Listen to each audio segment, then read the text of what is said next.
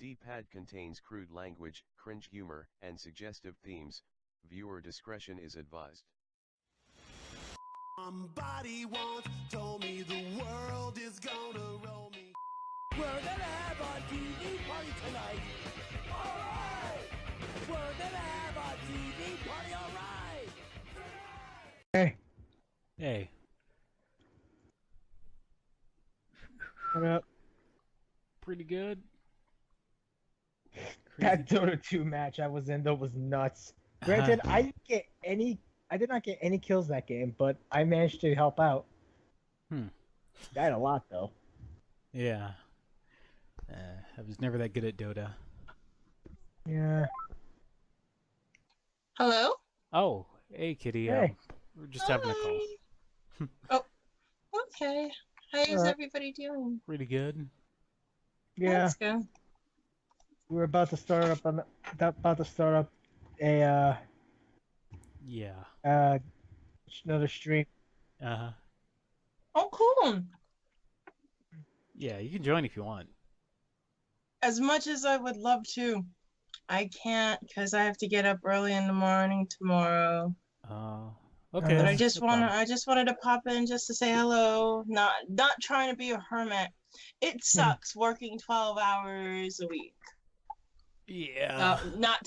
12-hour shifts each day, every single damn. day. Yeah, it stinks. I mean, the money is great, but you lose sight of yourself and you become, in my opinion, there's like sort of, I guess you become dull after a while. And it's not fair because I love my family. I love my friends. I love all my loved ones. And I don't have time to spend with them. Yeah. And that makes me very, very sad. But then again, I also need the money because a few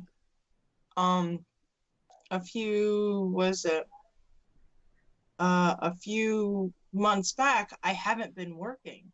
And then also on top of that, I'm really fighting to start a life of my own and finally go to Japan.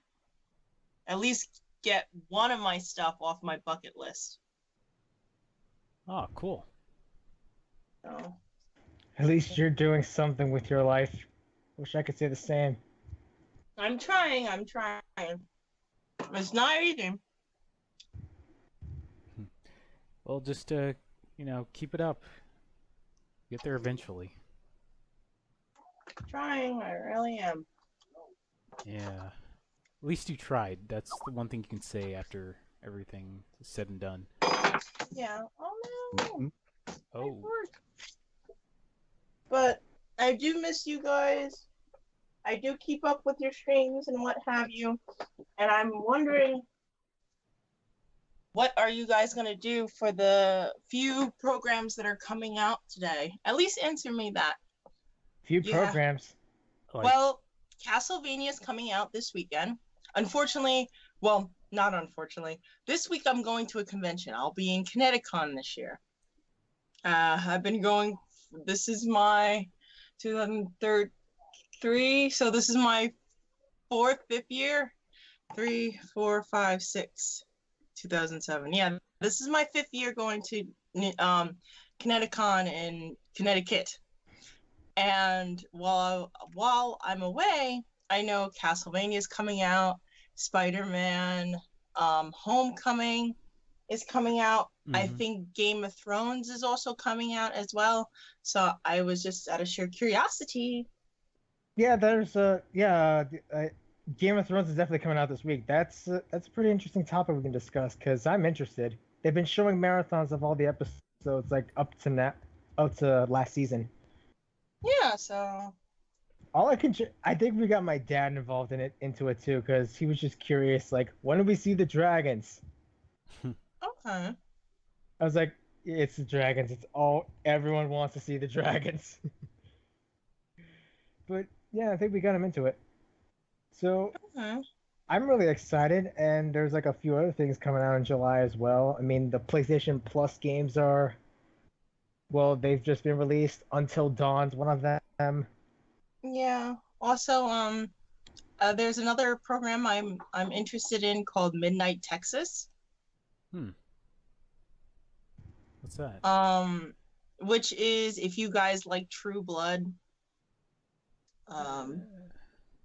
If you guys like True Blood or you like Buffy the Vampire Slayer or any of those types of series, you'll like Midnight Texas. It's based on a based on a town filled with supernatural creatures and sort of like a getaway, not a getaway, but a place for it's like refugees, supernatural refugees. Oh, that sounds cool. That does. Because you have like, there's been like a war, some kind of mystical war going on, and you have an angel and some ghouls and a medium. The main protagonist has to do with a medium, and he has the ability to see people. So think of Ichigo goes to this place of refugees of different supernatural creatures, and of course you have the local vampire. And you'll have the vampire. Yeah, the angel, the not the fallen angel, but like he's different from what I've seen, because his body is mainly human, yes, but his wings are not on his back. It's as if he basically transforms into a bird from time to time. So he has like features. A shifter, I guess. Yeah, you have a were-tiger. A were-tiger is there. Oh. There's a couple of other creatures there, but I'm curious about it because I feel a lot of supernatural stories start up and they get canceled later. So I'm hoping this one stays put. But then again, NBC, for all the TV shows that I enjoyed, Constantine, Dracula, they all failed on that channel. So I feel that channel is technically cursed. The only series that I loved and survived is Grimm. It started and it finished. All the others died out before they could actually finish. So I guess really I can understand that. I mean, like certain shows just get canned before it was getting good. Like, oh man, what was that one good show that I remember watching as a kid, but they never followed through with it? I'm trying to remember it. I don't know. Rather, they can't. I think they can't. They can the TV version of it instead, but they kept going. Oh yeah, Zix? that Roswell Mysteries show or something like that. Yeah, actually, Roswell conspiracies. I actually saw the full thing of it online. I saw like the full thing of it online, and it was good. I mean, they also fuck no, it was an anime. Yeah, one of the recent anime that they never really continued that I recently watched was Chivalry of a Failed Knight. And, I heard of that. Yeah, it's a lot. It aired at the same time as the Asterix War, but like online after episode like 4, it started changing to become its own thing, and everyone loved it a lot more than the Asterix War. Considering the fact that the main couple of the series actually gets together by that time.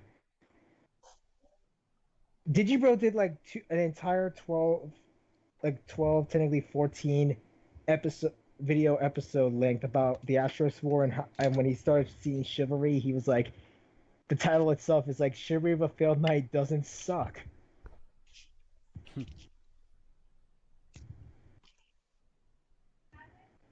Yeah, I've heard of that. I remember you were talking about it a while back, but there's just so much content coming out. I haven't really had a chance to watch it. I don't know, maybe one day. Okay. Yeah, dude, I know the feeling. I've got like 400 shows in my list. Well, speaking of content, I finished Girl Logan. Oh, nice. Cool. I finally finished it in the beginning of the week, and I love this series. Dislike the ending, though. I imagine. You mean If you saw Yeah. Samurai Jack's last part, you know where you got the inspiration. They got the inspiration from. Oh no. Oh, jeez. But yeah, I didn't care for the ending very much. It made me very upset. I was tearing up. Honestly, like when I saw how Jack there's supposed to be an alternate ending to Samurai Jack where the gods actually bring Ashi back. Mhm. Apparently, from what I read up the storyboards, there was supposed to be the alternate ending where the gods who have seen Jack through time and space and know of his deeds ultimately decide to give him a reward after when Ashi vanishes.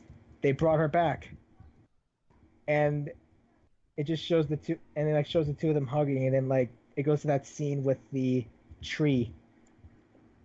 So it Tree. says, Yeah, the cherry What blossom tree? tree at the end. Cher- That Jack's standing yeah. under. Oh. Okay. Yeah. So. I mean, it, yeah. Go on. it just it was just. I wouldn't say it was bad because the series is not bad. It's actually quite wonderful, but I don't know. It's just it was very displeasing in the sense of,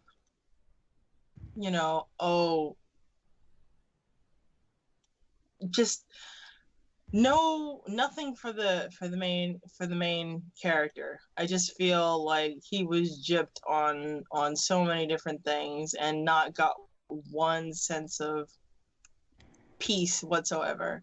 And I was discussing this with my boyfriend, and he says, well, it was not about that. It's not about him getting what he wanted. And I'm like, yeah, sure, but I mean, there's some heroes that I'm willing to accept those things, but I feel as for Simon, him as a standalone protagonist, he deserved at least something at the end.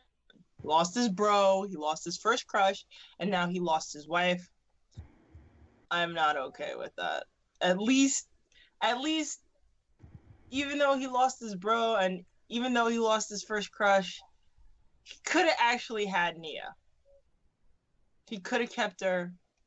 They could have found a way, something. Yeah, and that's that's what a lot of people were kind of speculating, whether or not Simone could bring Nia back with the spiral energy or not. no, because she's an anti-spiral. Yeah. But also you're talking to somebody who loves interracial relationships, and to actually, technically anti-spirals are supposed to keep the population of the spirals down. They could have actually found some kind of equilibrium or something of that nature. And I felt by Nia and Simone's union, that would be it. Like a balancing factor or some sort. Right. So, I don't know. That's what I would have ended. At least him getting something. It didn't have to be perfect, but at least he got something out of it. It's the same thing with my favorite anime, Hellsing. Not necessarily a completely happy ending, because I love Walter Dolanes, and I wanted Walter, Sirius, Alucard, and Integra to come out on top. So Sirius, Saris, kind of matured and became a full-fledged vampire. Alucard came years late, which, I'm not, extremely too pissed about it. Anyway, but Integra growing old. And by the way, she said she was some odd late 30s. She should not have been looking that old in her late 30s. Well, she smokes, so maybe that could have affected. I don't know. It can damage your skin. Dealing with supernatural creatures and zombies, ghouls, and reincarnated or vampire Nazis. I don't know. I would be smoking a lot too. The stress level must be like astronomical. But really, smoke like. I mean, no, smoking does, from a medical point of view, I think, smoking is very horrible for you. But I feel that I think it was more of the stress that got to her. Smoking seems to be so minute compared to what she dealt with. Speaking of horrible things, I haven't introduced the podcast. Hello, welcome to D's Pad, whatever. I'm your host, Easy Dog, and we're here with KittySapphire, Logan, Mark, and Com's going to be on in an hour or so. Okay, got that out the way. I don't know. Hello. Hi. I was tempted to just put something at the beginning. Okay. But nah. This is better. Yeah, I like these openings, these kind of natural build-ups. Okay. So. Yeah, that was. I don't know. Other animes that I've been trying to get into or watch. I've been watching this one dude's videos, Teching 101. He does a lot of like One Piece videos and stuff like that. Okay. Yeah, I don't really read it anymore, but I just like hearing from him because he kind of like condenses it all down. Well, it's not that I don't like One Piece. It's just extremely long. Yeah. I love world building. I love developing characters. I love all of that because I'm a huge fan of Lord of the Rings, Game of Thrones. I'm huge on that, and it has a mass amount of world building and character development. And even in the book, compared to the TV show, I heard that and some points that I read, they're missing quite a few characters, but the world is so vast they can't necessarily put everybody in there. Right. So I'm all into that, but I don't know, it's just I don't know, I guess this time, I have a hard time getting through certain animes, as I just finished Girl Login. Yeah. So trying to cram a huge anime is really difficult. It's really difficult with my schedule. Yeah, that's why I try to find the more shorter ones. Speaking of which, Fully Clee Part 2 and 3, I think they're coming out. Fully Clee. Really? Yeah, I thought that everybody was freaking out. Really? They're doing a continuation of it? Sort of. It's with there's this new girl, and she meets up with Haruka, and there's this other woman. She's like blonde hair. I don't know if she's like. What about the guy? Yeah, there's the guy with the Band-Aid, which this is my theory that could be Naota or Tycoon, all grown up or older. Maybe he has a daughter? I don't know. He still looks pretty young, but he has that Band-Aid on his forehead, just like Naota does, or he had. So maybe his journey of growing up isn't quite done yet, because you're never done growing up. No, for the most part, you're not. Especially nowadays, you have a lot of people that you would think are, mature, when actually in reality they're not. Too true. So I think it's more apparent. I think it's always been like that, but now it's more apparent. So. Real world topics and issues. I don't know, but it looks good. I hope it's gonna be good. I don't know how to. It's just a couple of seconds long of an intro or a trailer. Okay. Here's a question. Oh, I wanted to ask you guys. Did you guys see the new trailer for Black Panther and the Inhumans? Inhumans, no. Black Panther, yes. Yeah, same here. A bit of it. What did you guys think? Honestly, Black Panther seems pretty dang cool. Yeah. I like all the jokes that came after. Like, I've seen. Now, I'm not a huge buff on Facebook, You know, I kind of tolerate it with, with my art site being on, I mean, my art page being on there. Mhm. But I must admit, most of the jokes that I've seen from referring to Black Panther is quite funny. How people will react going to the theater once that movie hits. Yeah, I don't know. I hope it's gonna be good because with Marvel movies, they kind of there's like this weird pattern I have of watching them. Like I won't watch like one of the more major Marvel movies, but if it's for a smaller character, like say Ant-Man or say Black Panther or Guardians of the Galaxy, I'll watch those. But if it's like Marvel Civil War, it'll like take me a while to, I guess, catch up on that one. Or those kinds of movies, the more high-profile ones, I guess. I see. I see. Um. What else? Has anybody seen Wonder Woman yet? No, I want to see it so badly. Same. Oh, Okay. if only Trench was here. Oh. Okay. Cause there's been like some controversy regarding that. Really? Well, I don't think it's very controversial, but again, this is another article that I found on Facebook. Oof. And then I had a couple of discussions with my friends, and I did some research about it, and apparently there was a huge upset because there's a movie theater known as the Alamo Drafthouse, and we have one in Yeah, I live by that one. I have one in New York. Yeah. And they did a all-woman showing of Wonder Woman. And me personally, they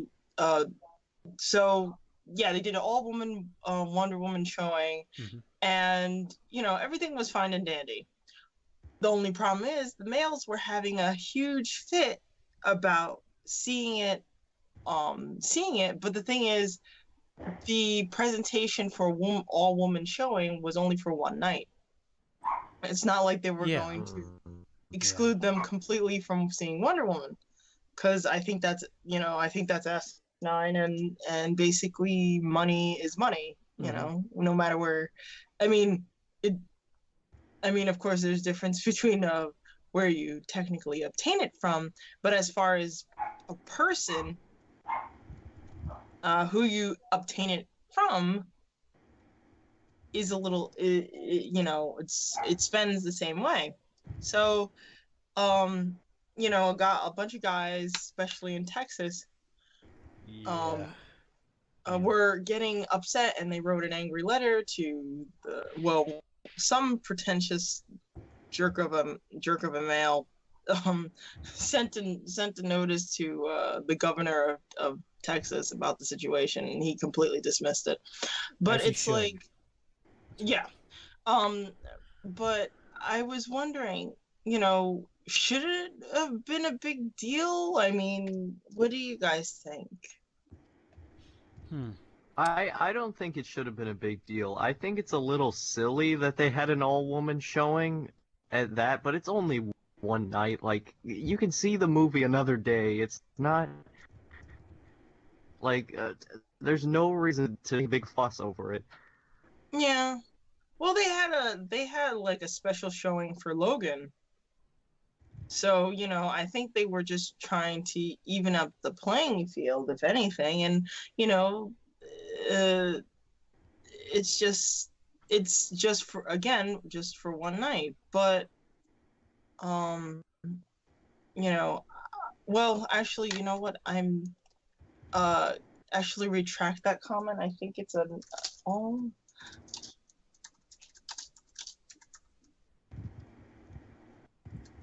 I believe that's correct. No.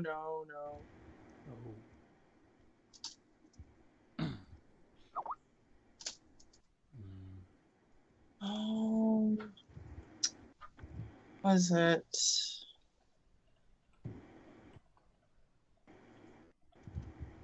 Yeah, I think, I'm not entirely sure about that, but yeah, it was just a, all women Wonder Woman showing. I still want to get some more clarity on that because I don't want to make an assumption and, and what have you based on sources that are not necessarily true. But the woman only the woman only showing was true. Huh. Yeah, I haven't heard of like a exclusive showing for Logan, but I have no problem with the whole all women showing. Like Logan said, it's a little silly, but it's just a day, so it's not that big of a deal. But Yeah. my thing is, are they gonna do like an all African American showing for Black Panther? I think that's not necessary. Yeah, I mean, know. I'm joking. I mean, fine. I mean, sure, cool if they do that for Oh one. my god. I don't know. It just seems like we're bringing back segregation for just one day. It's a little weird. Actually, yeah, I never really thought about it, but Yeah, I pretty much. guess, yeah, I Pretty would much. have to say that. That's the same reason why a lot of people were in an uproar when Harvard had an all-black ceremony when actually it should have been more of a unified thing of graduates. I feel we are taking a huge step back in that regard. I mean, don't get me wrong. I as a black or a mixed woman, I understand. It's okay to show your stripes and to be proud of who you are from what group you deem yourselves to come from or ethnic or nationality background, but I feel it shouldn't sacrifice other people's enjoyments or let alone oh dear, I am so sorry, enjoyments as well as their livelihoods. Because I feel that's what we're dealing with a lot nowadays. We're dealing with a lot of struggle on both sides of the spectrum regarding what is considered okay and what's considered not, what's considered a filter, or we call this political correctness versus actually free to say what you want, free to do what you want, and such. And that's a huge issue. But if it's impeding on somebody else's lives and sacrificing their lives so you can get ahead, no, I feel there is no particular if, ands, or buts. That's entirely wrong. That's entirely wrong. I feel like a lot of people don't really understand what political correctness is. Like, if you're politically correct, you're not going to make jokes about something offensive, which I think making offensive jokes is fine, because I do it all the time, but, like, there's a difference between being politically correct and, being anti-segregation and stuff like that. Well, satire in itself is an art form. And one thing about any type of art form is to provoke any type of emotion. And it could be a positive one, it could be a negative one, it could be something a bit of in between. The point, and also especially comedy is a satire. It's supposed to poke fun at the bases of, or basically hold up a mirror to society and say, hey, this is something that, technically something's extremely wrong here.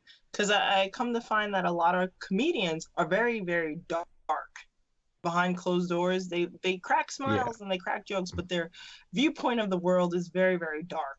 Very dark. So I think their main objective is to make people laugh at these things and figure out on their own through the power of laughter and fun to say, well, these things, when you come to really think about it, these things are really stupid. Maybe it's a good idea we should stop these things.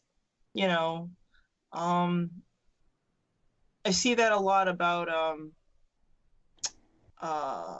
there was a segment in Dave Chappelle that I was watching, and he was expressing this situation about a woman who basically came to him and said, oh, we suffered, you know, you don't know what it's like, when actually in reality he played on the fact that technically he understands how women feel because he is a Black male.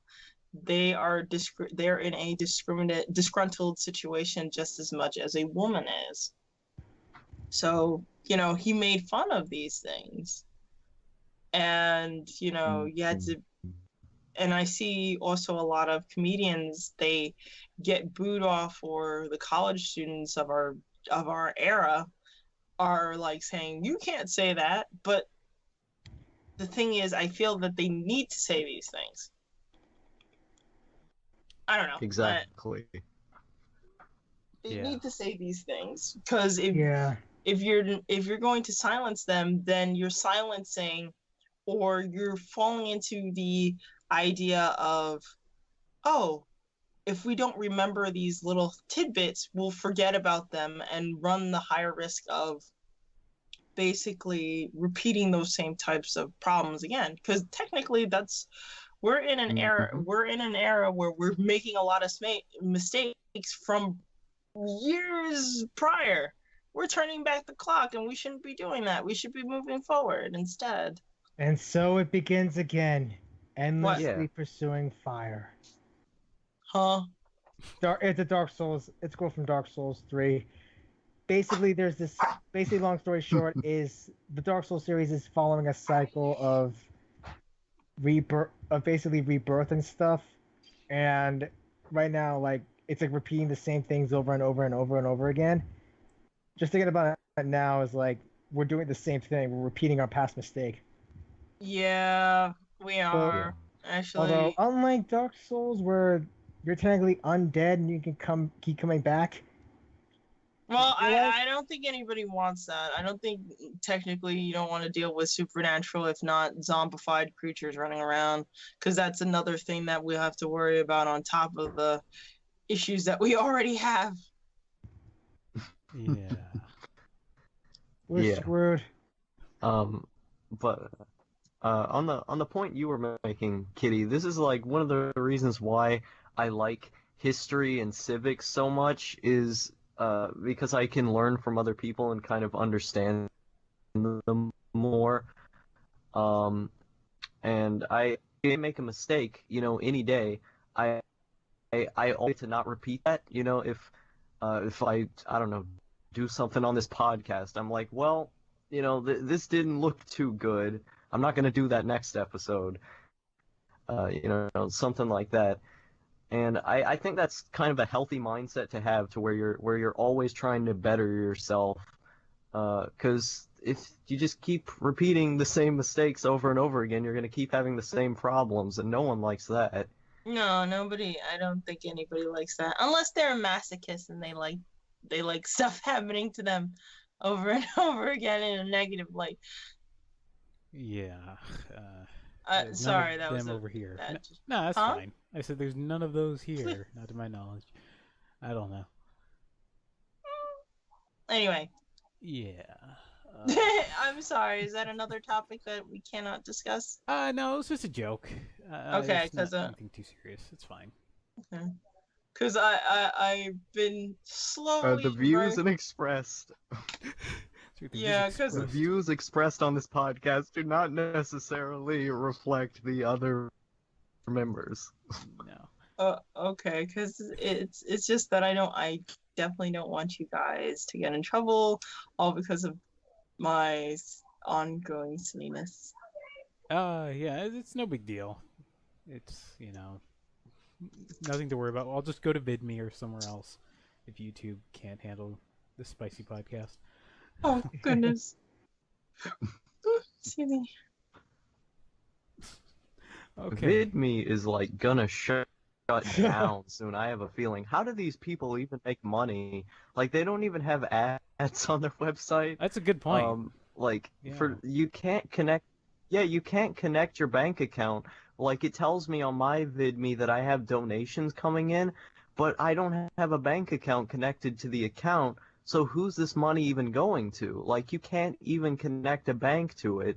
So is this just a money laundering scheme? I don't know. Who's investing in this? That website is like changing every 2 weeks.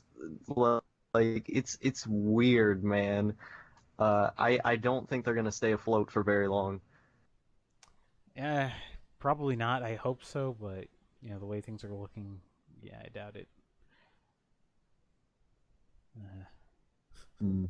YouTube is the only one that can really stay alive unless you make your own website just for your own videos, like YMS does, or Angry Video Game Nerd. Because there's just so much content being uploaded to it that you have to have servers all over the world that cost millions of dollars to run, and to have it optimized to where it goes fast for everyone all around the world. That's a lot of money. And Google is the only company that can really manage something like that because they're multi-billion-dollar business. So I don't see anything like VidMe actually working. The only reason Daily Motion is still around is because there's like pirated stuff on the website and there's malware ads.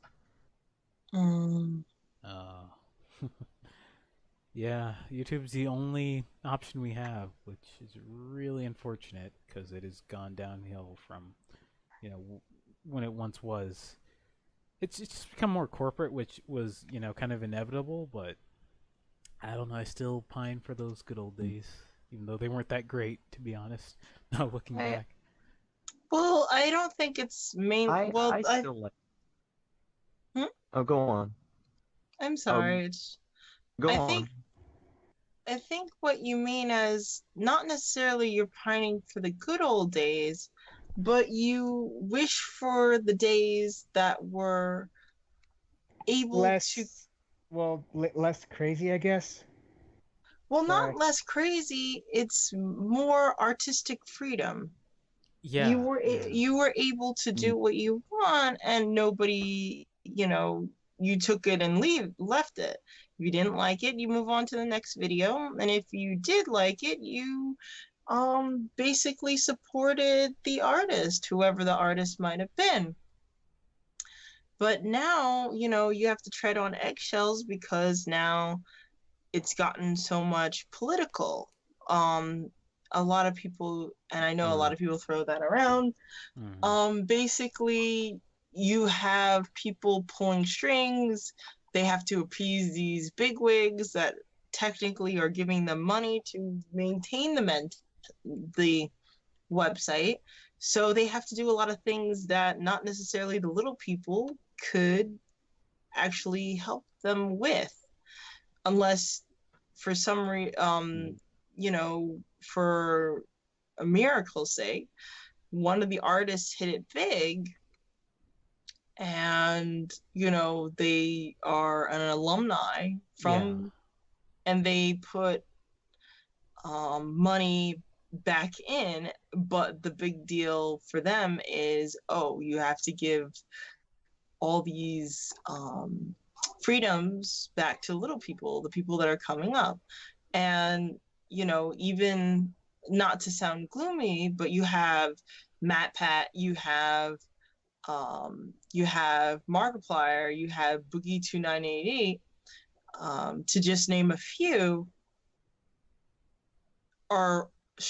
they're struggling in their own rights for that type of power. I mean, they bring quite a few people in, to YouTube, but the thing is, it's not enough for them. Was it one of my all-time favorites? besides MatPack, is Gaijin Goomba, and he had to take his business. He still does videos on YouTube, but he has to take his business to Patreon. He had to take it elsewhere, because like you said, it's not catering to the artists anymore. It's basically what these guys in these offices want. Yeah. Patreon.com/Sargon. Let's make it happen. No. Let's not go there. We're gonna get in so much trouble, so much hate comments. Okay. Oh, God, but yeah, I man. understand. And I think people are still creating, which is great. It's just that I think they need to lose this mindset of becoming the next big thing, the next PewDiePie, the next Markiplier, any of that. I gave up on that years ago. I just want to, make entertainment and funny content and silly stuff that people will enjoy. Yeah. Well, I feel that any type of passion should not be led by fame and fortune, because unfortunately those things are very fickle. Nate? Did you? Yeah. Hold on. Yeah. No problem. I mean,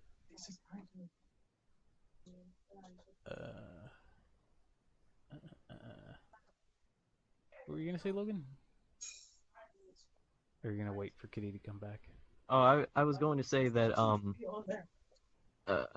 I mean I guess so.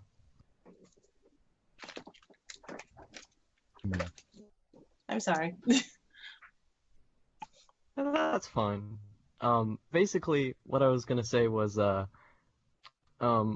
don't think the motivation for creating should be success. You should try to facilitate success because you like creating. You just want it all the time. I want to make a job out of doing my videos is because I'm so obsessed with it and I love doing it so much that I'm probably willing to make less than minimum wage because I just enjoy doing it so much. And I don't think you should take up drawing or music or videos or whatever it is that you do just to get successful, because those people usually give up. I think it's the people who are especially passionate about what they're doing that make it a career in the first place. I have to agree with that. My father, who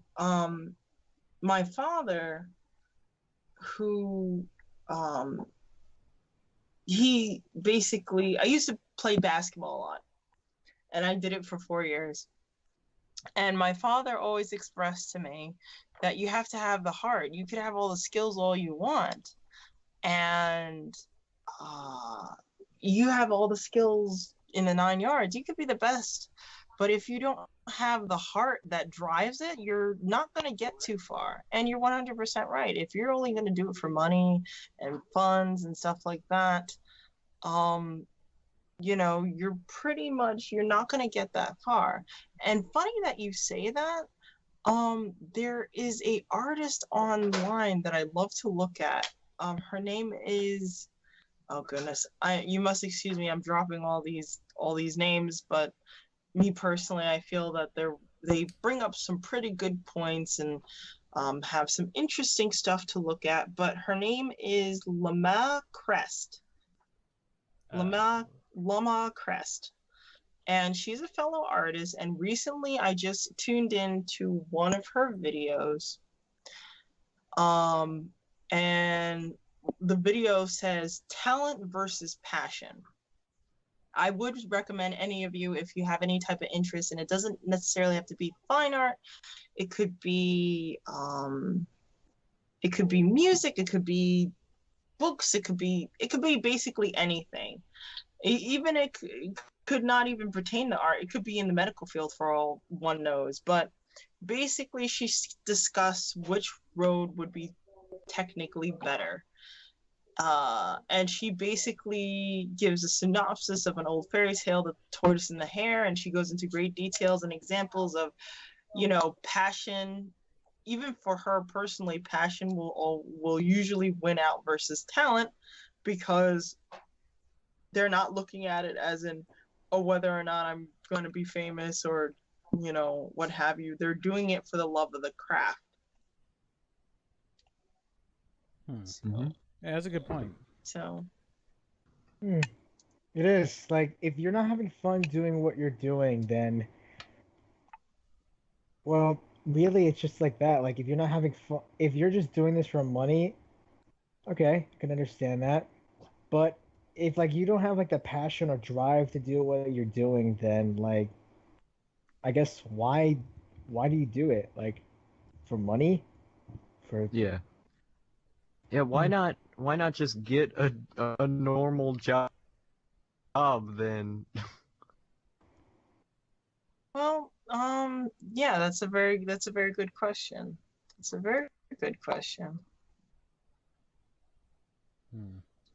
And Maybe it's just the ego of it to be able to say like I do this and you don't, because people really like filleting themselves, saying that they're better than everyone else for some reason. well, it's funny that you say that. But from what I can tell you of a lot of, I haven't seen too many YouTubers go into that mode. If anything, it's quite the opposite. They're very grateful, but maybe that's just I haven't, you know, that's not my main objective to like basically stare at them in a like under a magnifying glass and point out, oh, he's basically taking this for granted or she's taking this for granted. Hold on a second, I'm sorry. No problem. Yeah, I agree with that point. I mean, I know people who are like so obsessed with YouTube drama.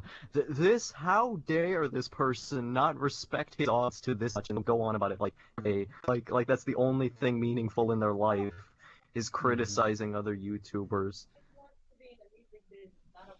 Yeah, it was fun at first, but after a while, it just becomes the same thing. The same he said, she said.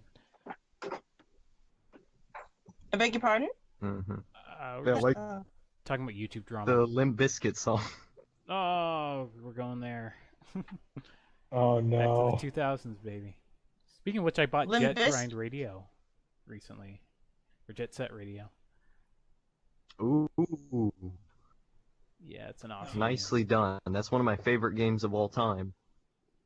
Yeah, I was thinking of making a video about it. After I make A video about what? Jet Set Radio. What's Dreamcast what's game. that? I don't know. It was made by Sega. It was how do I describe it basically? It's basically you're just like this gang of like Japanese street punks, and you're skating around on your inline skates, spray painting stuff on walls, just tagging walls. That sounds like similar to oh goodness, Splatoon, but instead you're tagging walls instead of yeah, actually splatter painting each other. That's a good point, actually. It's a really good connection. I kind of thought about it being similar. I don't know. I guess the 2000s are starting to come back, just like the 90s and the 80s. Well, our age group is notorious for liking nostalgia because we unfortunately had this particular ideal of how life was going to work, and it didn't turn out to be that way, and technically we're trying to figure out ways to kind of recapture that magic so life won't be as troubled. Yeah. I'm not trying to take the wind out of anybody's sails or anything like that, but I also know the purpose of nostalgia at times is to basically revive all the positive emotions that happen around that era. Yeah, it's to reconnect with a simple. I think the millennials now, just based on what I've heard, there's a lot of people in like a financial struggle, or they grew up with so much more media than different generations, so there's so much nostalgia to be had. So, uh, yeah, if you combine a big struggle with lots of nostalgic stuff to fall back on, then I can understand it. Yeah. Okay. I'm trying to think of any Really, other. I guess like when it comes to the whole nostalgia thing, I mean, look at the Crash remake. Crash remake? Yeah, Crash Bandicoot. Yeah. Oh, okay. Insane trilogy. Back. It's nice to see him back, of course. And they did a good job. Yeah. They did a really good job. Oh yeah. I mean, I'm doing a Let's Play of it like right now, and as DZ can attest, the first game is crazy. I haven't played it in so long. The original Crash Bandicoot. You know what I would love to have back? What? Spyro. Yes. Spyro the Dragon. I love cute little Spyro. I didn't like how he was transferred to Skylanders. Don't get me wrong. The little toys were adorable and what have you. And I think there was like a Sphinx character that I fell in love with the design. But, I didn't necessarily bother to play the game, unfortunately. So, I left it alone. But it just seemed that Spyro hooked up with this group, and that's about it. There's nothing to him anymore, and that made me kind of sad a bit, because he had little sparks, he had friends, he was technically a prince of this dragon land. I would have loved to see more stuff regarding those things, and they didn't do much with them, poor guy. Honestly, a lot of people are just saying get rid of Skylanders. It's not really doing much. I kind of agree. I mean, it's still nice and all. I mean, like the various characters and stuff are good. Just after the whole Crash remake, a lot of people were just wondering. Even during E3, they were wondering, announce this. Where is Spyro? Oh, Then I will admit I was one of them. I was when I heard like during the opening for Sony's E3 when they're doing that India music thing. I'm like, is this for Prince of Persia? But it was actually for Uncharted. But still. Well, I guess it's going to be a matter of time before Spyro comes back. Then, Maybe the Crash remake might actually say to Activision, people like Crash, let's bring his rival back. You know what I also would like to have back? What? Rayman? Give me Bloody Roar. Yes, I Bloody miss Roar. it. I miss Bloody Roar. They can expand so much with the story nowadays, because we're basically craving that old school feel of fighting games and unique crazy characters and an actual story, a fighting game with storylines, because Marvel vs. Capcom 3 was totally horrendous. Infinite doesn't look any better. Huh? I said Infinite doesn't really look any better either. No, it doesn't. It really doesn't.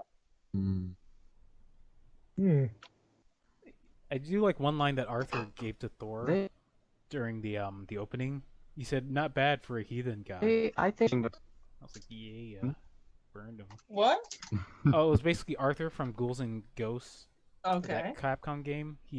They're fighting with Thor, and Thor like kills a bunch of bad guys, and and Arthur's like, "Well, you're not bad for a heathen god," or something like that. Ouch. Yeah, and I was like, "Damn, you just roasted a Norse god." Well, he technically, if you're not, unfortunately, we live in an era where we're not necessarily very tolerable to any other. Well, I don't think we were very tolerable to other people who believe in different things. No. I'm tolerable. Mostly because the other religions are. I mean, I don't actively do the worshiping. I just look up the lore and stuff, and I'm like, cool. Well, yeah, Yeah, you know, it doesn't hurt to look at the different types of mythologies. Actually, I mean, hell, um, I know when I was in high school, I loved ancient Egypt's mythology because that was pretty cool. Like mostly because I played Sphinx and the Cursed Mummy like so many times that honestly just it got me interested in checking out things like what was Geb or Bastet. It does. I think it also helps that Smite kind of like certain shit like Samurai Jack with the whole Egypt parts with Ra and stuff. Uh, Smite with the various pantheon of gods. oh, and if you want to talk about recent adaptations of Pantheon Gods, you should actually, guys, look into this show called American Gods by Neil Gaiman. America has gods? No, American Gods. American Gods. And actually, in this particular universe, yes, America has gods. They have a goddess called the media. So she's the goddess of television. You have the god of the internet. I dislike his guts because he is the most rude individual ever. Not surprised. And you have Mr. World, who I think is I don't know specifically. I can't remember what particularly he's the god of. Hold on a second. Let me see. Mr. World. Let's see. I'm pulling it up real quick, so please bear with me. Mr. World. He is basically he's just the leader of the new gods. So I guess the Zeus. Yes, he's basically Zeus of the new gods. And the basic premise of American Gods is that you have old gods that came from immigrants all over the country, or slaves or what have you, that came to this particular country that have thrived over the years. But now, since times are changing, these old gods are being forgotten. People don't pray to them as much anymore. People don't believe in superstitions as much anymore. So these old gods are losing their power. And and then you have the new gods that are rising up in power that are trying to snuff the old gods out. Oh man, that sounds badass. So basically, it's a war of mass proportions between different gods, and you have this human character by the name of Shadow Moon, who's caught in the crossfire. Everybody is basically after him specifically. What I love about this particular show is not only the fact that I have a love for mythology and different god pantheons of all different cultures, but they talk about gods that you haven't heard of. I like a person who's a mythologist. Well, I don't want to call myself mythologist because that takes a lot of time and effort, but my appreciation for mythology, I would know of these gods. But everybody else in main media, they won't know anything about these gods. They talk about the Greek pantheon, the Egyptian pantheon. They talk about the Nordic and Roman a lot, but they go into African culture. They go into Japanese culture. They talk about the Irish culture. They talk about Slavic gods.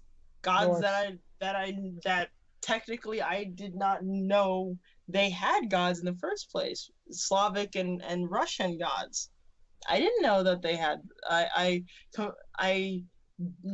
didn't remember those. I have got. Is this a recent anime? No, this is not an anime. It's a TV show on. It's a live action one. It's on Stars. It's I would have to say, if you have an open mind and you have a deep love for storytelling and this very surreal, sort of out there type of world, I think you will feel right at home in American Gods. And they have not just gods, they have supernatural creatures too, like leprechauns and ifrits, which is a Muslim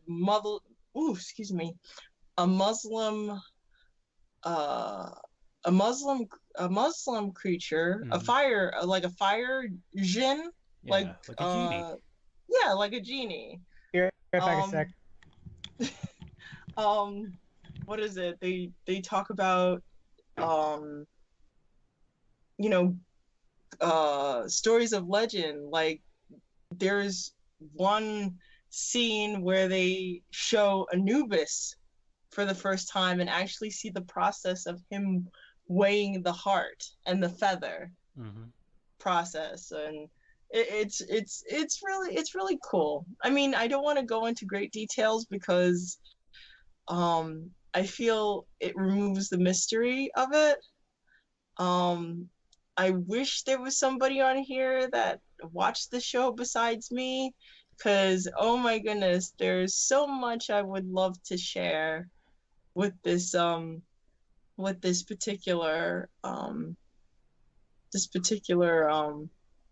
show and its characters. I would recommend it for any mythology lover.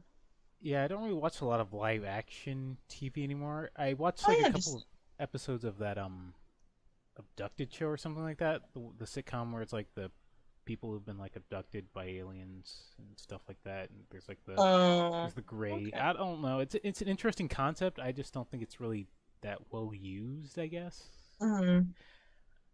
But you know, I like the chemistry between like the gray and that the Palladian dude. Pretty funny. I don't know. I'm not a big fan of most live action stuff. I love Always Sunny though. Well, you know, I'm not gonna say it's not. You know, it's not for everybody. Me personally. Yeah, that show sounds interesting though. Like you mentioned, American Gods. American Gods, yeah. They. It really is. It is funny. It's really nice, and it's just But I know what you mean as in losing touch with TV. A lot of the TV shows nowadays are, you know, reality TV, you know, people competitions all the time, which is nice, but it's just like, well, you know, you can do that your own time. You can bake your own cake. You can make, you know, food of your own. You don't necessarily have to live your life through other people. And I feel a lot of people have lost touch with that. Now, don't get me wrong. I am a I am a person of science, and I am a person who spends a large quantity of time in front of the computer. But I still do not lose sight, or try not to lose sight, of the idea of living.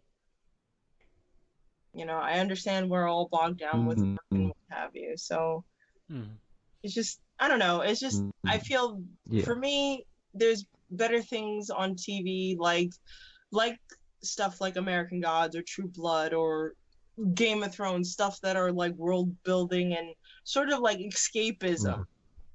Because, you know, I feel you can do a cooking competition in your own backyard and you'll be fine. Yeah. But again, it's just me. I think the appeal of those shows is that they're like food that you couldn't cook yourself, or, you know, probably couldn't you know, couldn't teach yourself to do, and you just want to like relax. And shows where you just need something to put on. I mean, I put on Family Guy in the background all the time, and I hate Family Guy. Why? So I think that's where most of the viewership comes from. Oh, it's I don't want to make an entire podcast about why I hate Family Guy. There's a lot of reasons to unpack with that one. Make a video about it. I'd love to see it. But like, it's that long of a list. I probably will eventually. I just feel like a lot of people have already said everything about Family Guy, so maybe if I found something interesting to say, I might. But Mm-hmm. like basically, it's just kind of something you turn on. It's not really something that you really have to think about like Game of Thrones. I'm sure a lot of people would like to watch something like that, but they get home from work and they're tired, uh, and they don't really want to think about shows. They just kind of want to relax. And I can understand that. Now, granted, I think there are better shows to relax to, like Aria or uh, what's it, K-On! Or Amanchu or something like that. I was gonna But say just for the like A show, normal but people who don't really, yeah, um, just for like people who don't really watch anime or anything like that, I can understand they just kind of want to veg out and probably go to bed. Yeah, actually, speaking of vegging out, you said that. Oh goodness, I really need. A friend of mine showed me this article, another article I found out I was on Facebook as well. All these freaking articles on Facebook.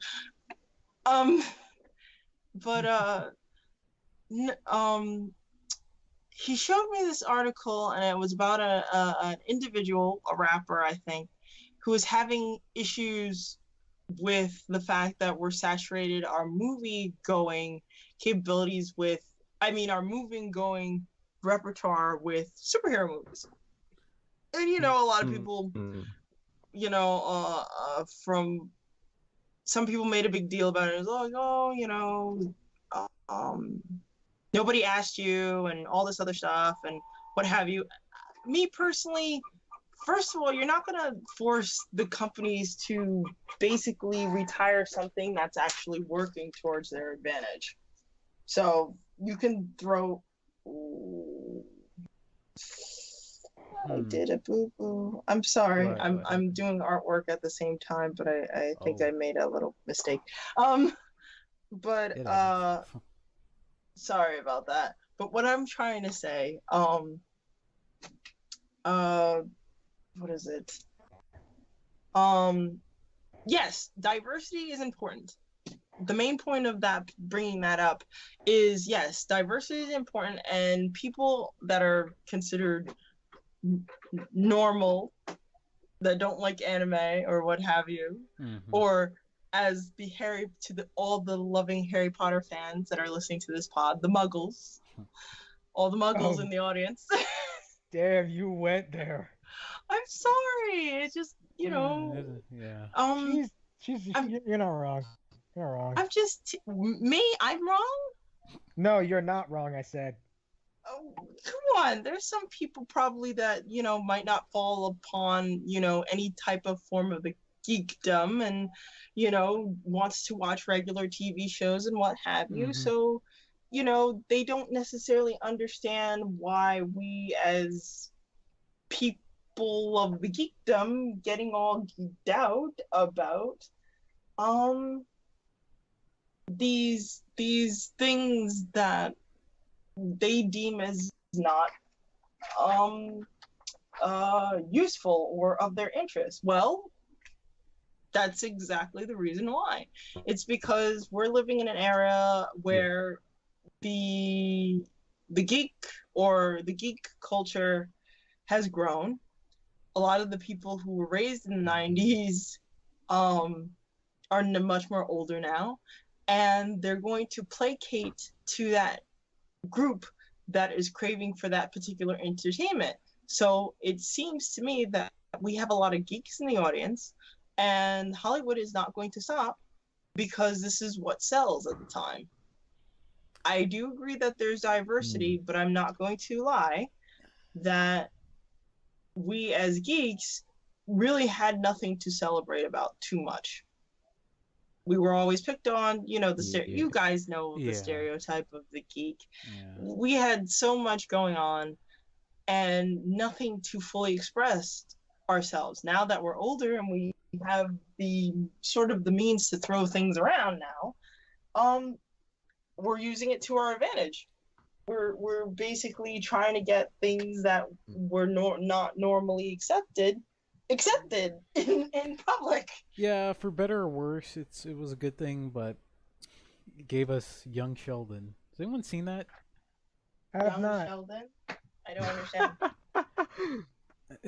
It's basically just like Uh, the Big Bang Theory. It's Big Bang Theory babies, basically. It's just Basically, Sheldon as a this is kid. Sheldon's life Yeah, as a before he met Leonard and everyone the else. This is when he was a kid. greatest, Okay. the greatest show of all time. Has anyone actually seen that? I have not watched it. I have no interest in watching it.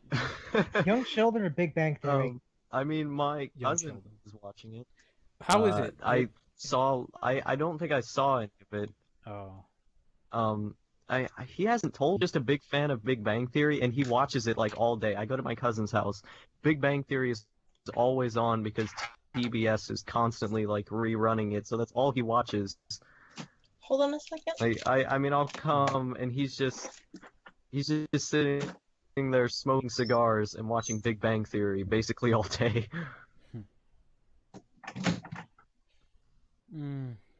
I don't know. Well, it's different strokes. If he likes it, I don't care. Just doesn't interest me. Yeah.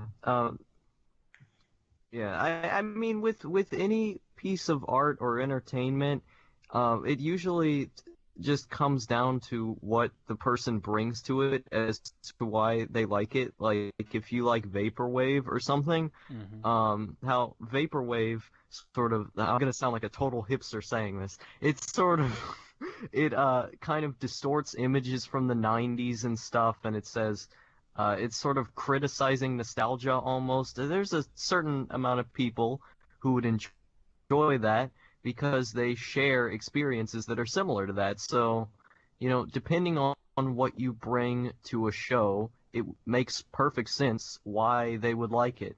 Mother's Basement did this great video on Sword Art Online about why so many people like it. And it makes perfect sense, they're not dumb, it's just a different person. Yeah.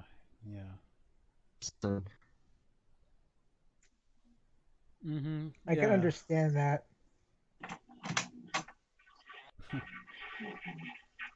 Yeah, I was thinking about nostalgia. It's really weird. A double-edged sword. Yeah. I want people to make more new things, which is why I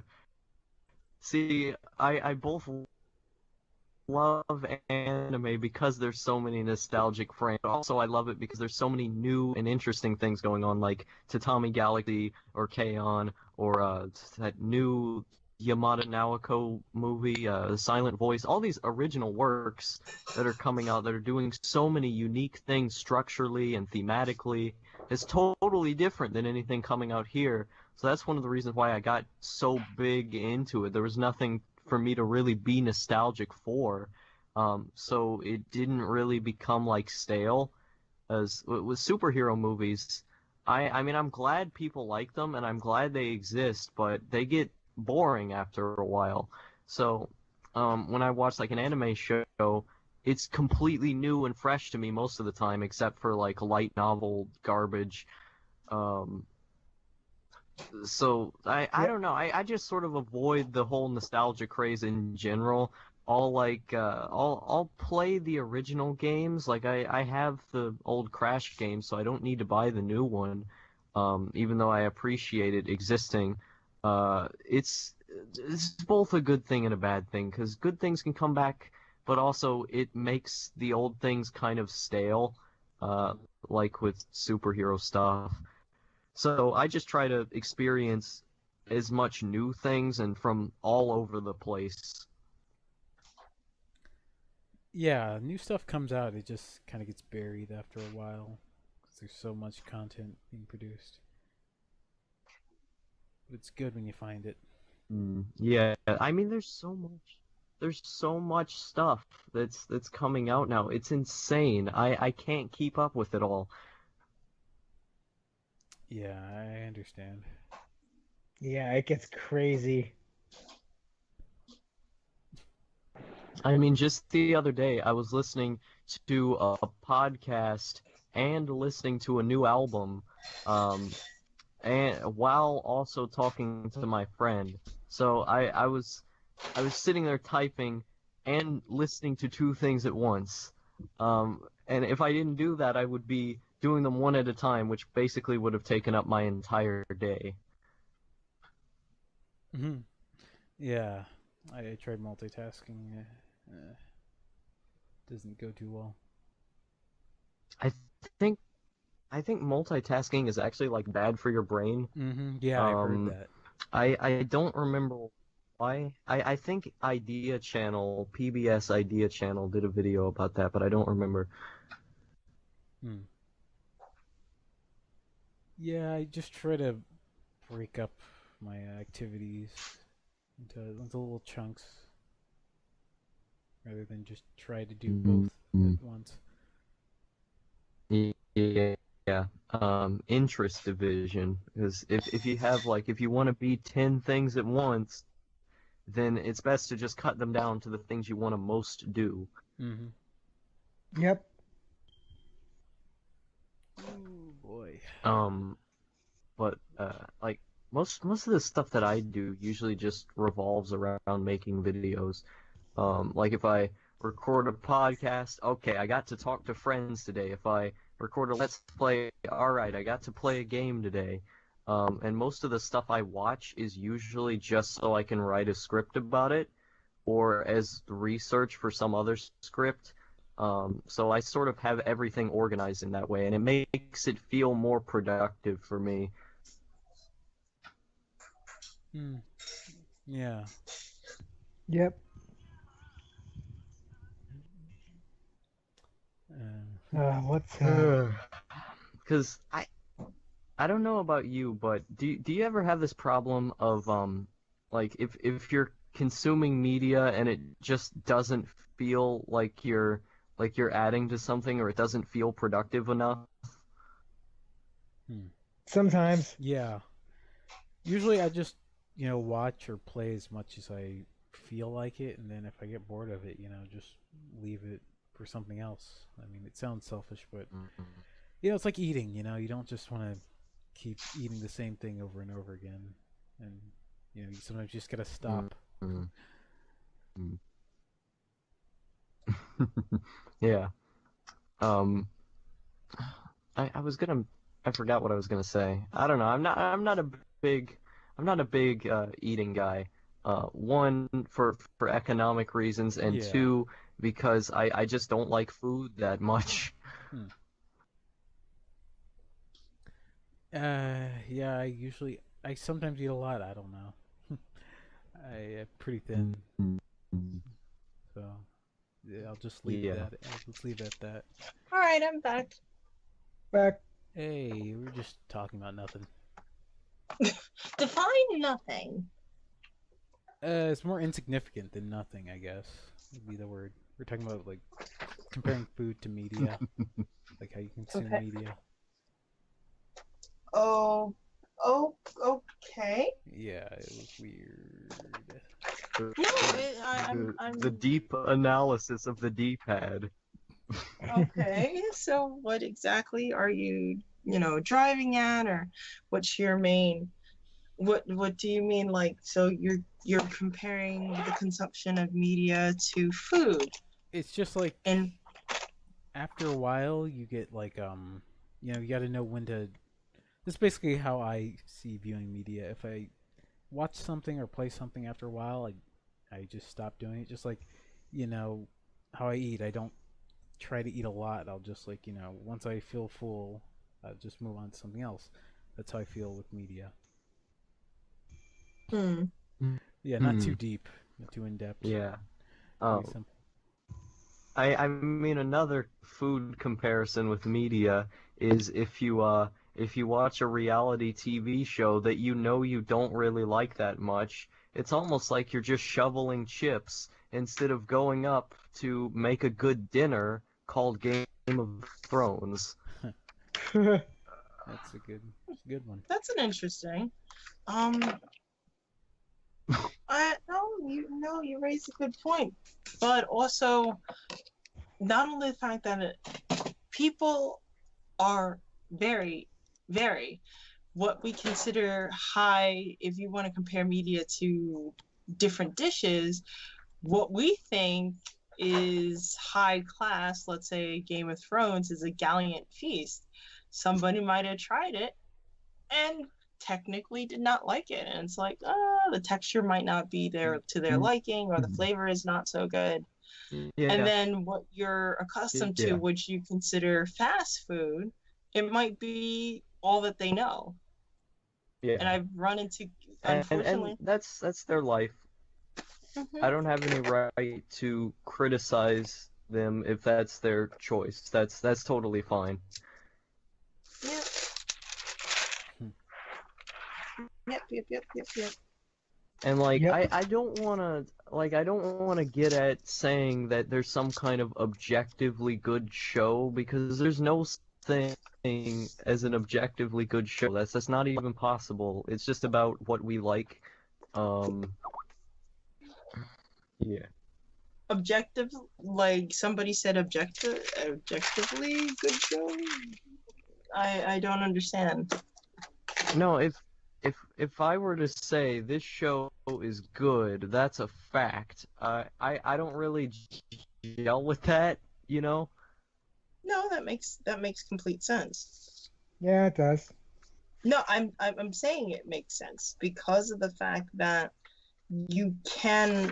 everybody has their own feel to what is a good show and what is not. So, like, for instance, when I was pitching, I was pitching American Gods to you guys, I know for a fact that there are probably some people out there that might not like mythology. They might not like the surreal feel. They might not like semi-weird, if not creepy stuff. They might not like that. And for me to say, oh, this is a good show, no, to me, it's a good show. And if you like if you like certain Pantheon, like, who said who liked Pantheon? I'm sorry, which one, Logan, or was it you, Dan? What? Sorry, which one likes mythology? Like, which one of you liked mythology a lot? I said, do. Oh, that was Mark. Yeah, it was Mark. Mark. Yeah. So, I know for you, for a fellow mythology buff like myself, you're going to like this. But if I'm trying to pitch to somebody else who might not have those roots, they might be curious about the premise, but there might be some things in there that they think are weird. I can tell you there are quite a few things that even I took me by surprise. So, to say it's a good show, yeah, it depends on who's talking and what their interests are. Yeah. Yeah, I see what you're coming from. Yeah. It's all about taste. Yep, it's all about taste. Oh, speaking of, I caught up to Steven Universe. Oh boy. This ought to be good. Well, I caught up and I enjoyed it to the point where I started drawing some fan art. So if any of you guys want that watch me on my Deviantart or my Facebook page, I've drawn some stuff for cute stuff for Blue Diamond and Yellow Diamond. Yeah, I've seen it. But oh my goodness, Yellow Diamond. I mean, I knew Yellow Diamond was a jerk, but wow, I mean, no spoilers.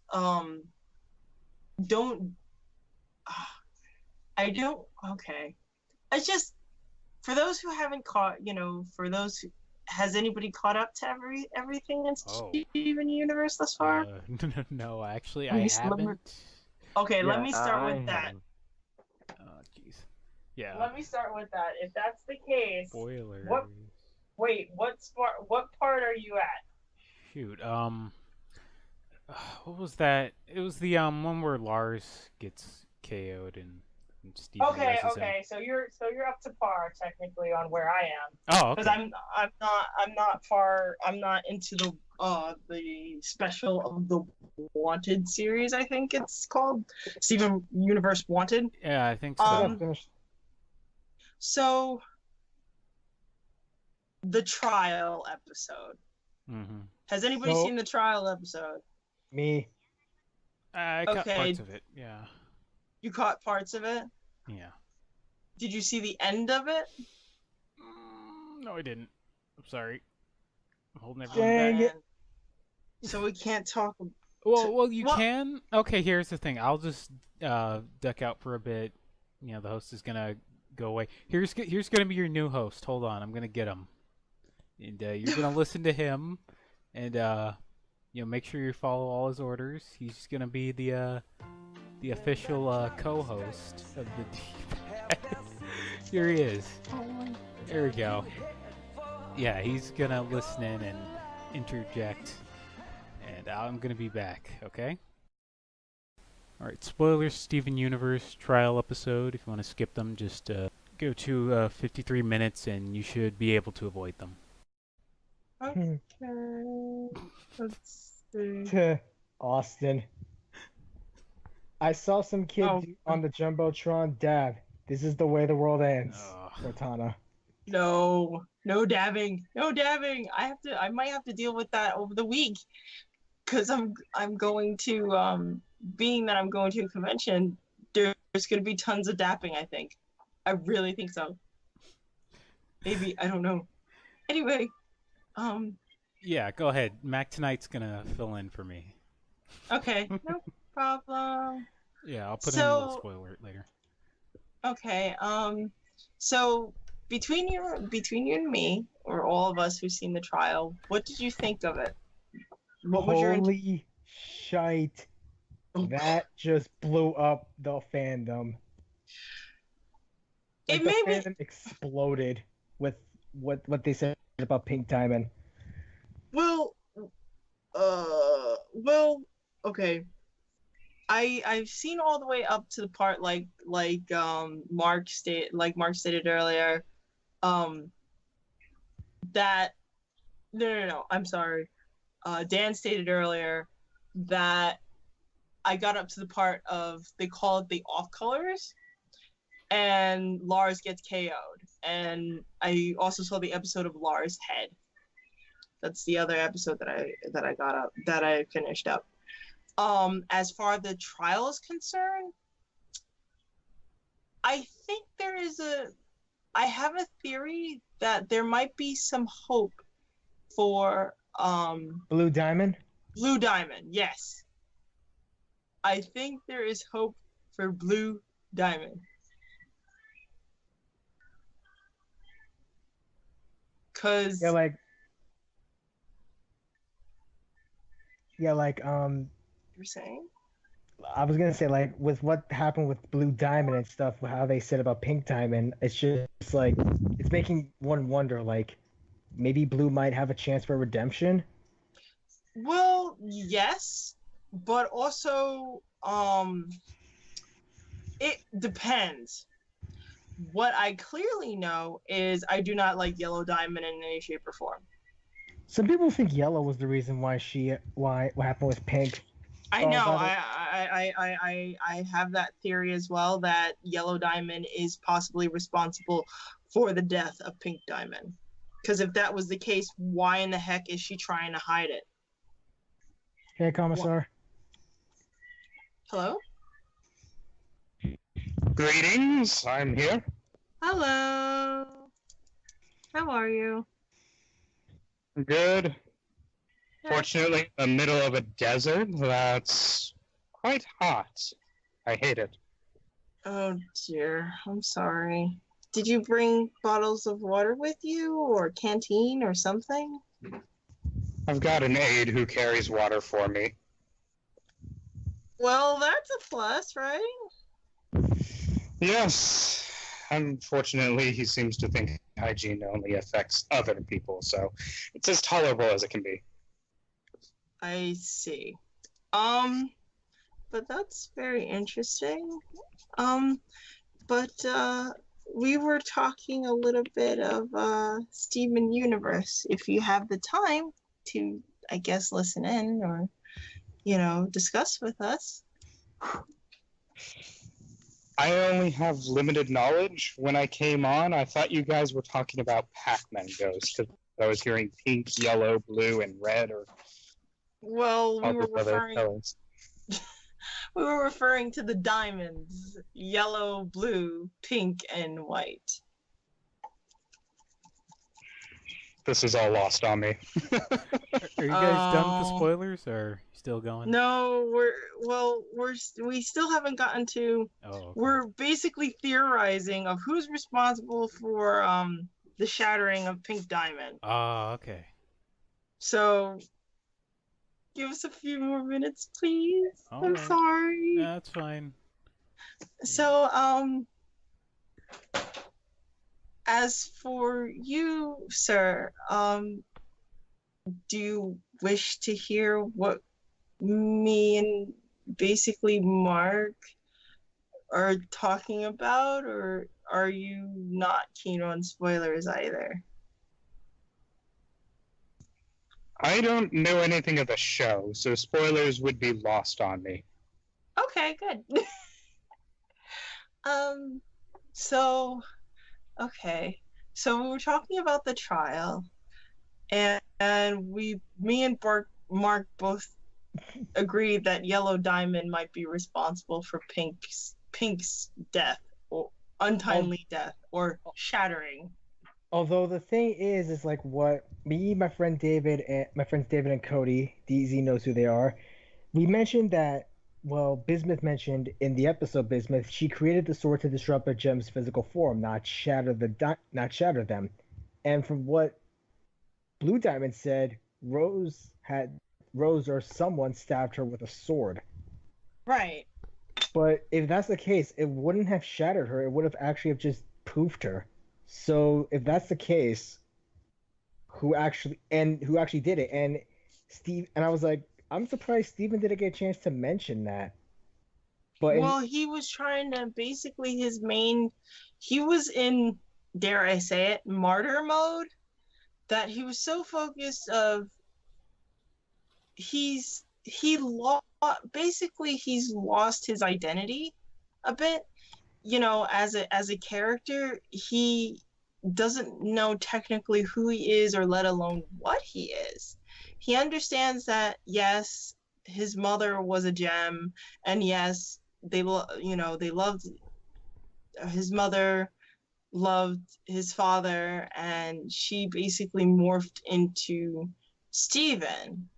But all these terrible things that transpired before the trial, Steven's trying to understand why these things are happening. Who was really his mother, and what was she really like? Because they have this sort of mysterious goddess-based air about her. They tell them stories about her. They tell Steven what she was like as a kind person, but he will never know the full dimension of what she was as a being. And seeing what the crystal gems say, and also some of the secrets he found on his own that also was kept from the crystal gems, what he learned from Bismuth, and then also all these negative things happening because of Rose Quartz, he's not sure of where to go with this information. It seems to him that it's like she had this good air about her, yes, with these small groups of people, but it seems like she might have been a tyrant everywhere else, or he didn't understand the meaning of the rebellion and what have you. So he's kind of lost in that regard. And because he's lost, and seeing all these negative things happening to his friends, he thinks it would have been best if the idea that, all these bad things are happening, and as a little kid, you're like, man, I wish I wasn't, I wasn't born because because I see all these bad things happening them because of me. He blames himself for this. So he's willing to put himself in harm's way for the sake of protecting his friends on Earth. So I don't think he was focusing on that little tidbit of the sword. He just kept saying, I'm guilty, I shattered Pink Diamond, in hopes that it would eradicate the problem, or what he thinks is the problem, of all his friends suffering. Though considering what he kind of learned in that trial, it might make it my friend David summed this up the best. The new episode, the Gems and Steven are gonna have a very, very long talk when this is over. And especially considering the fact that Steven has to tell the Gems that it's possible that Rose didn't shatter Pink Diamond, but someone else did. There's also the fact that there's the chest that Rose has in Lion. David was like, who's to say? We don't know what's in the chest. Maybe it could actually either be Pink Diamond shards, or it could actually be Pink Diamond's intact diamond. That might be it. If that's the case, that's going to be one heck of a story to tell when they actually bring back Pink. And there's a bit of a theory going on that since Pink Diamond had off-color gems in her group, if you look at the off-colors, how they also have pink in them, primarily, it's possible. And since Pink was shown in her mural rising out of the ground, she's technically the youngest. Maybe there's a bit of a theory going on that Pink may have actually had sympathy and stuff for the humans. Well, also, actually, that's a possibility. Really quickly. Huh? So in some of the things, this doesn't go into, like some of the philosophy behind what it sounds like of you're talking about. There is a reference to some people who believe in guilt of ancestry. It's a phrase called sins of the father. Yeah, I know about that. This would be the sins of the mother, which could be a way of him expressing a form of guilt that is beyond his control, but wishes to redeem or repent, in a sense. And then... I completely understand that. And then in the regards of the politics of whatever happened with such rebellion, as an outside force, whenever I have to be sent to places, well, frankly, I don't care of local politics or what causes, just as long as we find a resolution to them. And that could be the same thing there. Knowing of some sort of discontent of the politics or culture or whatever. And because of that, it's something that never involved him. He wasn't immediately affected, so that could also explain an apathy towards the reasons why things happen. That's also a possibility. And also at that, I do have to leave, unfortunately. Oh, okay. Hopefully when I get shore leave or something, I'll have more time to talk with you guys. All but right, for now, then. Later. Bye. Later. Also, before I wanted to get it before he left, but also what you were saying regarding Pink Diamond's sympathy, also look at, it seems like, yeah, you might be 100% right, because look at just Pink Diamond's makeup. When I mean makeup, not in the necessarily of what she looked like, but look what she surrounds herself with. She has a zoo. Rose quartz is a certain way, and usually by the gems, they're supposed to be amplifying or extensions of the diamonds themselves. Like, if you notice, Sapphire is an aristocrat, very, restrictive, reserved, and what have you. And she was very close to Blue Diamond, the same way with Blue Pearl. If you look at Blue Pearl, she's very soft but elegant looking, And the same thing with Yellow Diamond. She's very flamboyant with her beliefs and willing to do whatever she wants to serve her Yellow Diamond. Yellow Pearl is an amplification of Yellow Diamond, who thinks the world, the universe of herself.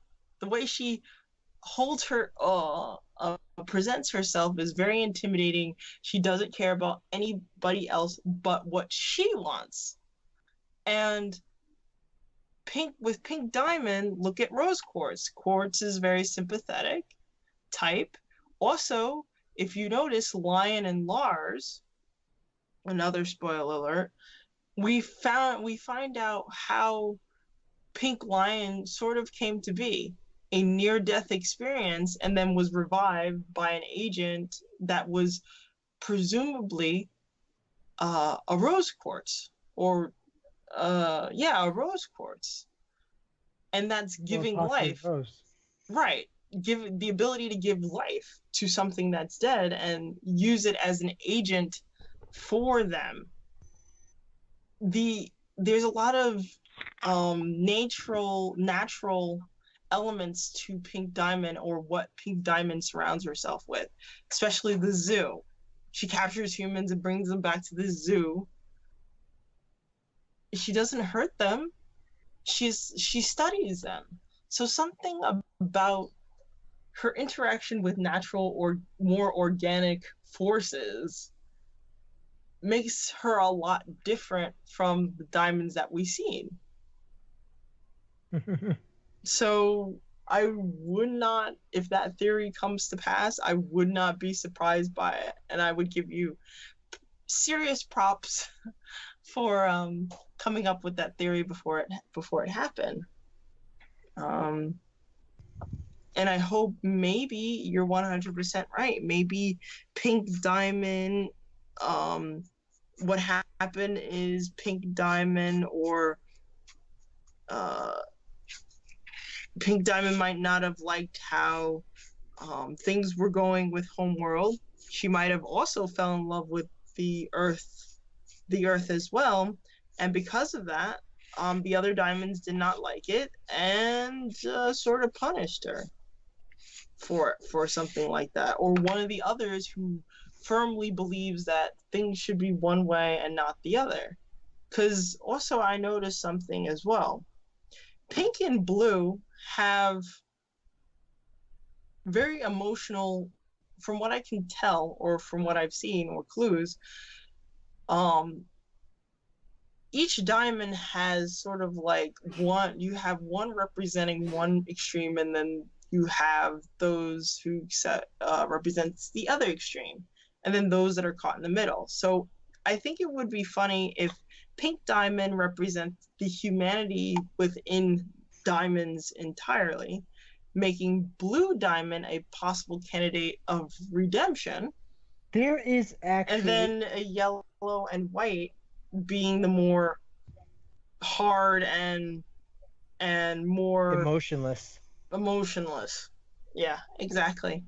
And I actually need to look at their molecular structure to see if that plays a part, because I know Rebecca Sugar does implement the actual creation of real crystal gems or gemstones into her story.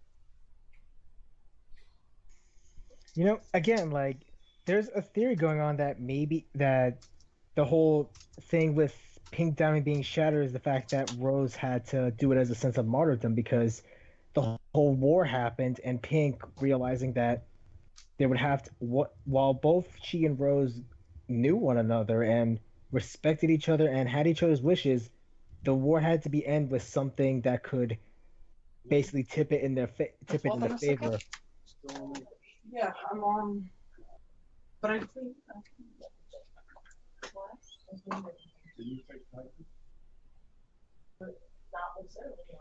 No. Sure.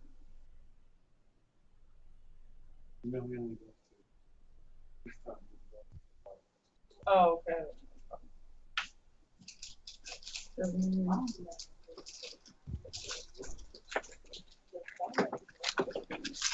Hello. I'm sorry. Please continue. Welcome back. What you were saying? Basically, it's the fact that in order to stop the whole war, Pink Diamond had to ask Rose to basically shatter her.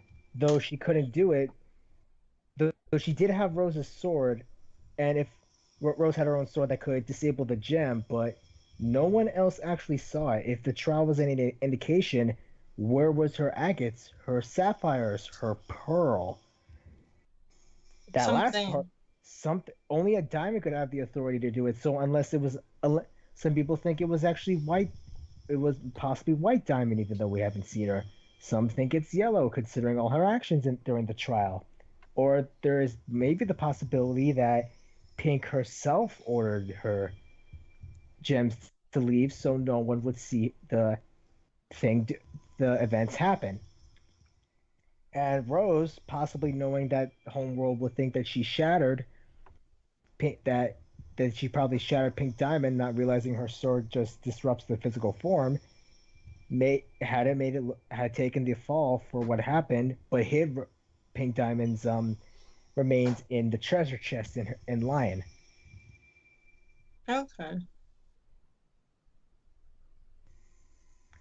Though honestly, if it turns out she is in fact not dead, she just was hiding, and we actually get to see her, it would be fairly interesting to see, maybe Pink Diamond's not as emotional as emotionless. Maybe she does care a lot more, and maybe we actually learned from the truth about what happened during the gem war and how it all went down.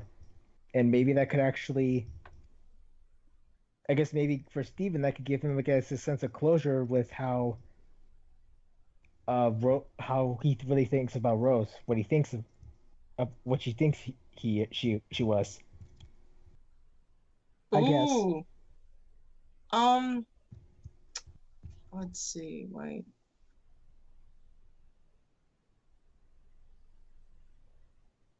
Because for Steven, if it turns out his mom truly did, it turns out Pink Diamond wouldn't act for Steven, if he had learned that Pink Diamond wasn't actually evil and his mom she actually didn't shatter Pink, but instead she hid her to make sure and made up the story that she shattered Pink Diamond just to keep the Earth safe. I mean, it would probably be, and I don't think even the gems could probably figure that out. It would probably show that Rose Quartz still cared more about she couldn't still do it. Plus, the trial does put out some inconsistencies and stuff, and it's quite possible that Rose only agreed to take the fall just to took herself to be the bad guy. Okay. Well, here's something interesting. I did look up some meanings of different gemstones. But here's an interesting thing about the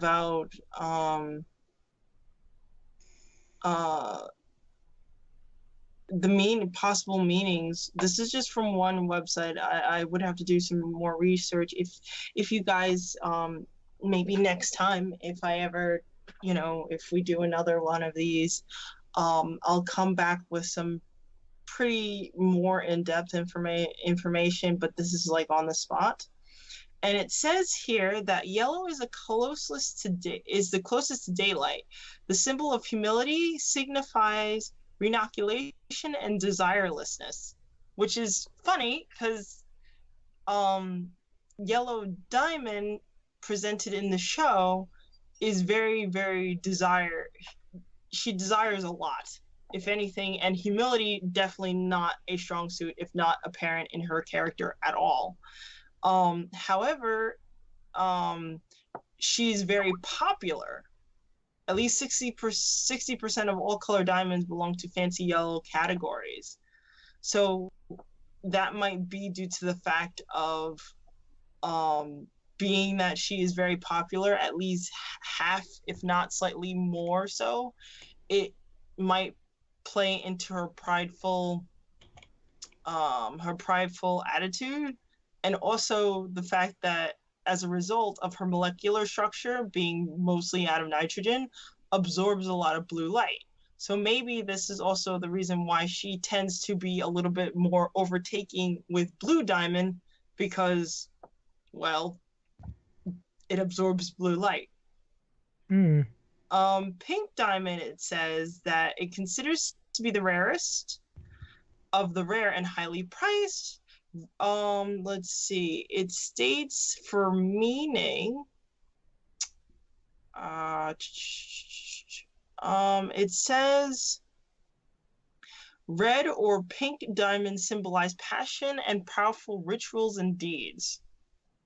So, that's interesting. That might be something that symbolizes, maybe appears through rose quartz, her powerful viewpoints of keeping Earth safe or having other life forms be just as valuable as any other crystal life form. The blue diamond, however, is very, very interesting because its meaning is symbolize eternity, truth, devotion, peace, chastity, and spirituality. And clearly, blue diamond shows that in the spades. Her mysterious, when you first actually meet her, it's very mysterious. How her subjects were very devoted to her. She didn't necessarily lash out. The only time she lashed out is when Garnet first appeared, that you actually see her lash out. So peaceful, a lot. She's more of a diplomat. Truth, definitely when Sapphire would also speaks to her of the future, so presenting nothing but the truth. And it's just her design in general seems to be a very spirituality type air. As for white, it is considered signifies holiness and cleanliness, one that leads us out of the darkness of bondage, which possibly could mean that her motives are pretty much pure and cannot be deterred. So whenever her mind is made up, that's where she's the most, I would have to say, is the most deadly, is when she has her heart set on something or she has a mission to fulfill. That's it. You know, there's really not stopping her at all. And that could also might be a precursor to what particular type of diamond personality we're dealing with, especially the fact in reality, colorless diamonds are the ones that are basically the most popular one, alongside, yellow. So, I don't know, this is a shot in the dark, but, if we're throwing out theories, I just thought, something food for thought. Yeah, that's definitely some food for thought. I just hope we get to actually see White Diamond. I hope so too. Come on. We need to see her. Okay. I would like to see Pink Diamond. Same here. We need to get a freaking episode involving the war. That would clear cut quite a few things up. Yes. Because of course it's shrouded in mystery. We don't know technically who to say who's bad and who isn't. We don't know who our allies are. We just don't know. We really don't know. So okay, let's talk about something else and allow DZ to come back. Sure. Unfortunately for me, in the next 10 minutes, I might have to basically take my leave. All right.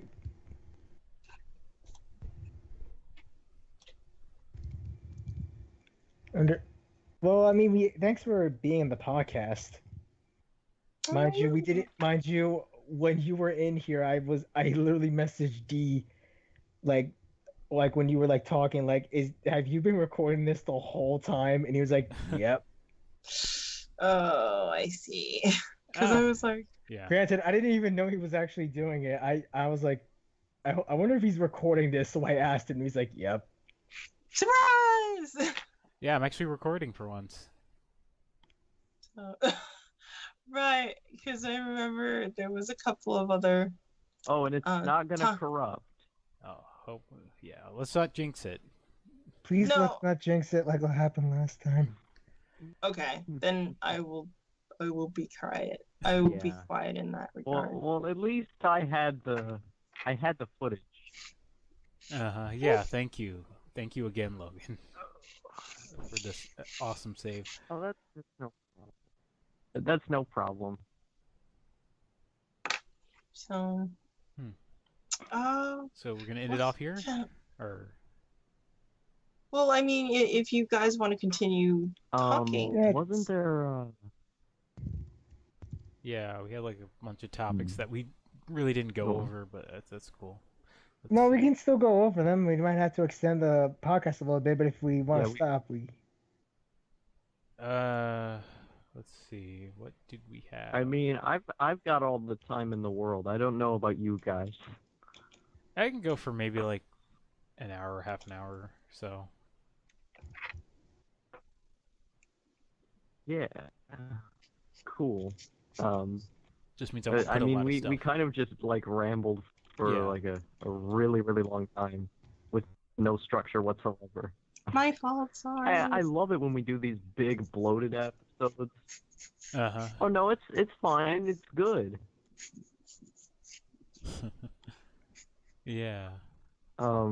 Like I like having both the topical stuff and then the big rambly stuff because it makes the podcast more satisfying. I think at least when other people are talking, because I like stuff like that. Okay. Yeah. I was just finishing a little. Thank you for coming on, Kitty. Yeah, thank you. Very, very welcome. And like I stated before, if you guys want, you guys can. You're always welcome on my pages. I've been a little bit more consistent with Patreon as of late. If you want to see some more unique stuff instead of a lot of the fan art, like I'm also finally constructing my comic book, so hopefully it should be up. At least a couple of strips should be up. Excuse me, before at least when the fall starts.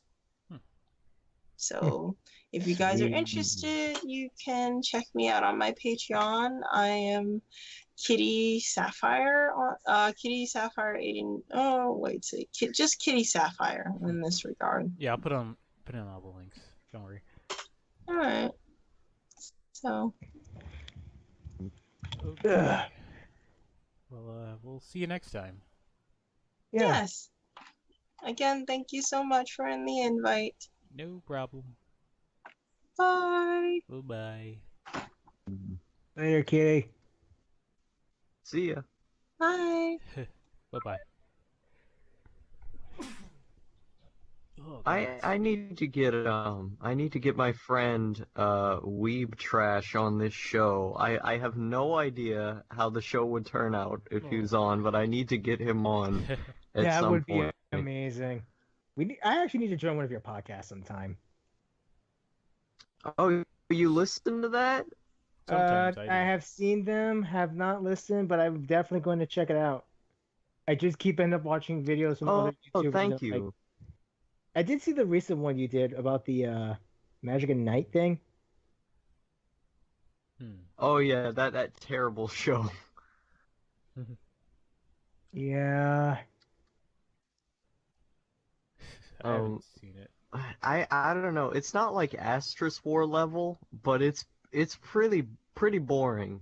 I was just looking for videos on it today, and I watched not necessarily a good channel, but I watched that Anime Snob's video on it, and he didn't like it either.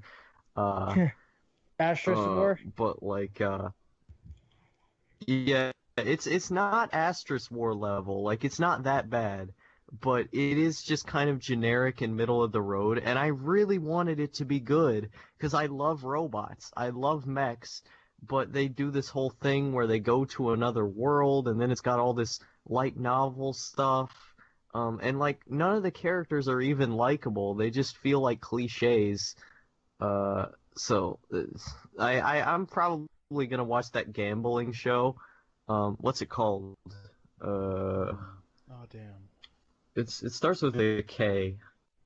Karuk. It's called Compulsive Gambler in English. I'm gonna watch first episode already came out. I'm gonna check that one out. I think I know what you're talking about. Guru? Yeah. Guru? I'll put it. Yeah, I'll put it in the chat. Huh. Yeah, I know there's this other. But yeah, I had no idea you watched. Oh, go on, D. There's just this anime about Mahjong or something like that. All the characters have like big noses. Oh yeah, Akagi. Yeah, that's one of my favorite shows. Yeah. I watched a couple of episodes back in the day. Yeah, the whole show is just one mahjong game. It's just one mahjong game that went on since like the 80s till the late 2000s, I think is when the manga ended. Or no, the manga might still be going. I don't know. Yeah, I don't know. Let's see. Oh, but yeah, as you were saying. That's a pretty long mahjong game, if you ask me. See, Mahjong anime. See, this is why I love anime, because you get these weird concepts like this. But yeah, Mark. Thank you for watching my stuff. I actually didn't know that you did. Because like when people don't comment, I don't really know who's watching it. But really, thank you from the bottom of my heart. Yeah, and on another note, Akage is still continuing. You were right, Logan. Oh my god. It's still going. Yep. I gotta go to Japan. I gotta learn that kanji. I gotta learn more than just 50 characters currently. I gotta read all of it in one day. Good luck with that.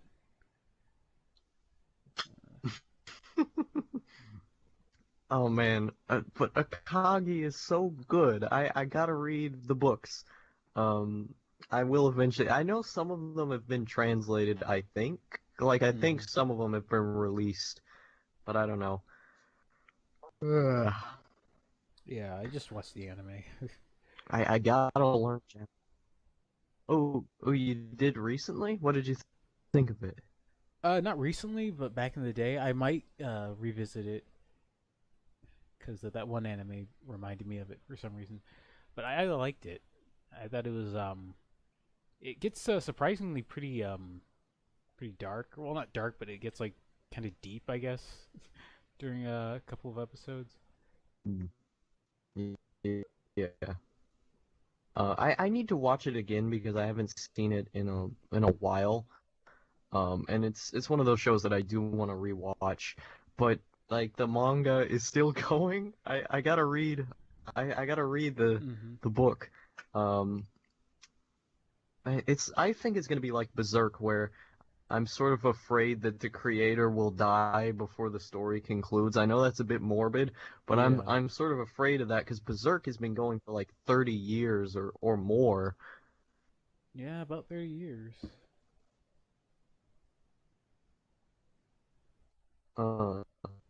So I hope I hope it concludes sometime soon. I mean, obviously, we are not going to be able to rely on the anime to end the story. So Honestly, I hope it most comes of to some kind of conclusion. Most of the arc with Berserk involved the boat. It involved the boat for 7 freaking years. That would have driven anyone insane. Yeah, I might have to get into Berserk again. It's been a while. I need to get into Jagan. That's what I need to do. I'm currently rewatching Rurouni Kenshin up to the Shishio arc. I was watching Yu Yu Hakusho, although I kind of stopped after the episode when they're about to fight when they're starting to fight the Doctor Ichigaki team. Oh yeah, that guy. Like right now, or something like that. right now I've just been, right now I've just been watching seasonal stuff, like the stuff that's coming out now. But I do want to watch Rurouni Kenshin because I think I've seen a couple episodes, but that must have been years ago. But it's I think it had a really likable.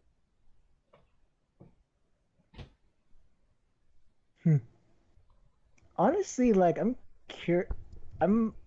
a bit curious. Like, I mean, I'm curious to wonder if they'll ever, did they do an OVA or something about the Inishi arc? I don't think they did. The final arc of the manga. I thought there was a live action movie. Seen it a few times. Well, not the actual thing. I heard the live action movies are like really good. Huh. Yeah, I wouldn't know. I haven't seen them. I think there's 3 of them.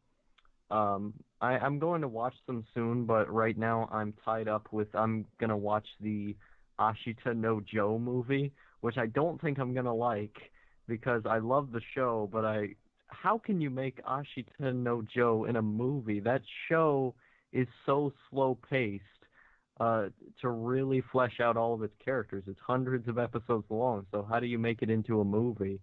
I don't think I'm gonna like this movie, but I'm gonna watch it soon. Yeah, I've heard of that. It's a boxing manga or anime. Yeah.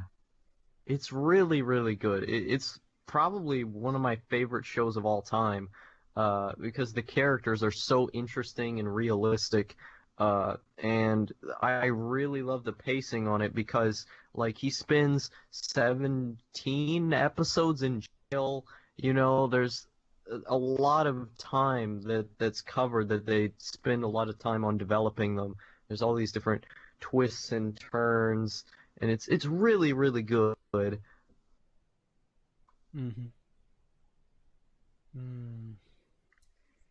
Yeah.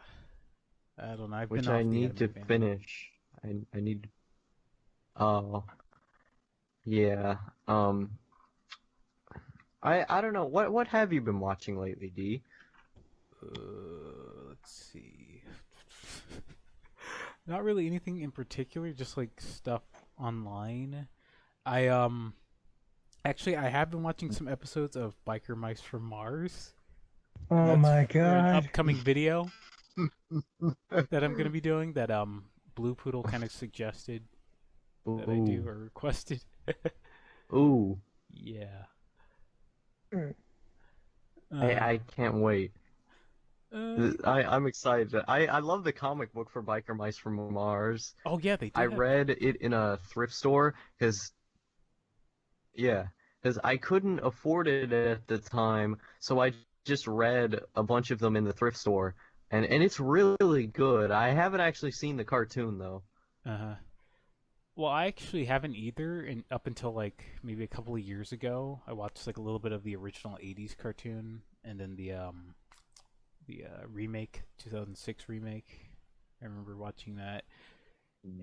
Yeah, it was all right. It just I don't know. I think it didn't really quite have something to really make it stand out, I guess, from like other quote TMNT clones, as some people like to say. I don't really see it as that though. It's its own entity. I still remember TMNT. I love TMNT clones. Yeah. What about Shark? What was that show? Street Sharks? Shark? Yes. Something? Street Sharks. Yeah. Yes. I loved the toys on those. I used to have a couple of them. Yeah, me too. Those were the days. That's really how you found out about cartoon, was like what toys your friends had, I think. Well, that's how I did. Yeah. Yeah, I wasn't part of that era, but I still had some of those toys because my brother had them. And they're actually really fun. Mm-hmm. Hmm. Yeah, a lot of back in the day with action figures, they had a lot of different like actual actions and like they'd have all this like weird props that weren't like in the show or anything like that. As compared to nowadays, it's just like figurines and stuff like that. Like I guess more collector's items. Or trying to be. I don't know. Yeah. It's just different. I don't know. I don't think kids are interested in toys anymore. It's mostly No. adults. Yeah, that's why they're all like. And the methods that they're made with are different now. Mm-hmm. Yeah. Because they use more digital processes instead of hand painted stuff, so the 90s ones have a feel that's different. Mm-hmm.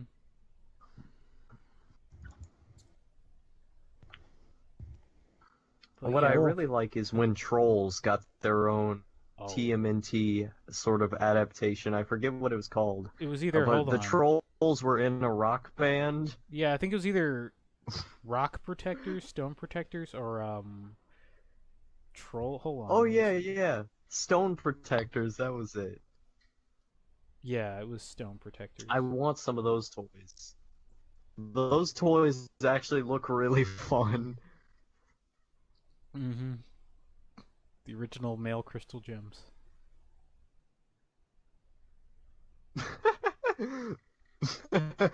I need to do a video on my Steven Universe channel where I just sort of prank everybody of like, this was Steven Universe before Steven Universe, and have like a super clickbaity title with all caps, and the thumbnail is like I don't know, Steven really old or something, and then there's like I don't know, like an exclamation point on it. And then it's just the video's just about stone protectors. Which is funny because they had like the little gems on their bellies or on their chests. Yeah. That's great. I need to watch that cartoon. Like, I know it's gonna be awful, but Yeah, it's gonna be terrible. I just wanna live the experience. Uh-huh. I've been Those watching toys do look... You saw them? Toys. Yeah. The stone protectors. Hold on. Not really, no. Oh God. Though I have been watching a few anime. Rage of Bahamut, Virgin Soul. Mm-hmm. Excited for Game of Thrones coming out in a few weeks. Among other things. Fox Spirit Matchmakers, Japanese dubbed. I gotta say it was pretty good. Elsid did not like it. He said it was kind of okay. It just was still awful, but I'm like, I still love it. Besides, they kind of added a few scenes that weren't, I think, in the original Chinese version. And plus, they also condensed like the first few episodes into like one episode. Like a standard 30-minute, but since the series is like 10 to 12 minutes long, they managed to condense a lot more into it and add a couple more scenes. I'm like, okay, cool. I'm really excited to see where this is gonna go. Because like I know how this is gonna be, but I'm curious to see what else they're gonna add. I did like the ending theme. It was good. Huh? Yeah, I like the art style of the show quite a lot. Yeah. A lot of these Chinese shows are just really interesting that they exist at all. So I'm excited to see how it turns out. Now that the Japanese dub is out, so I can watch it like a real American. Yeah, we haven't talked about 4th of July at all. Oh yeah, happy 4th of July. Yeah. That just reminded me. Happy 4th of July.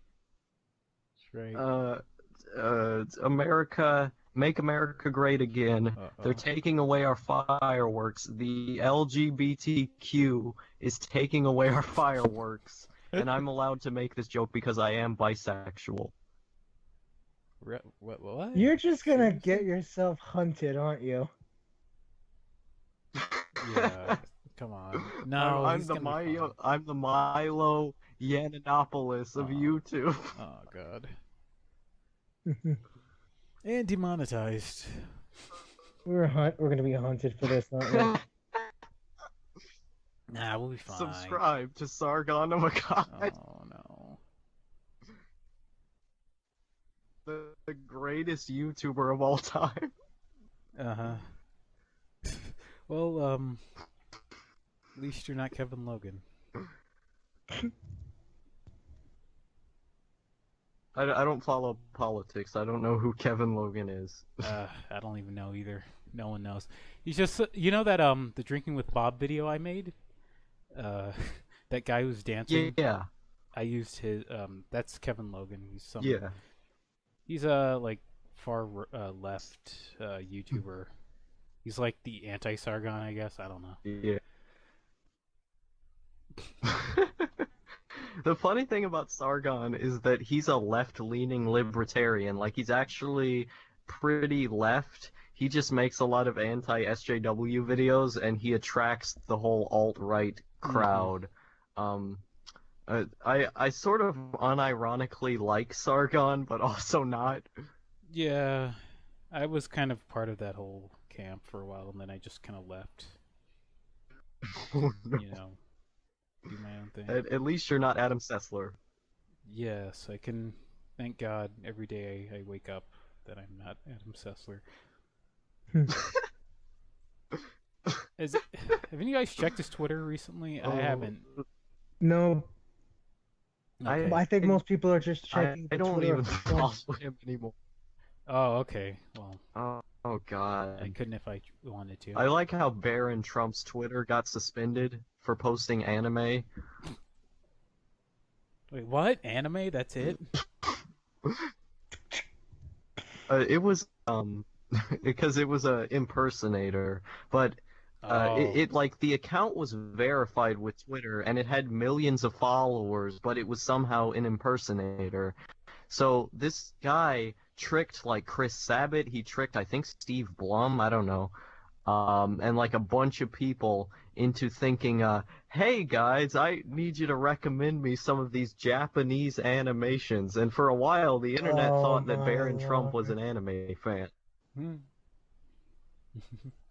I'll send you the video. Yeah. That was in the news recently. Well, anything else? 'Cause, I've been recently playing this MMO called the Secret World Legends. It went free to play a few days ago. Last month, actually. Yeah, that one. Great game. Still Plays- on Solomon Island. It plays the Illuminati. You put chemicals in the water, make people gay. Sorry, I'm a dragon. They're chaos theorists.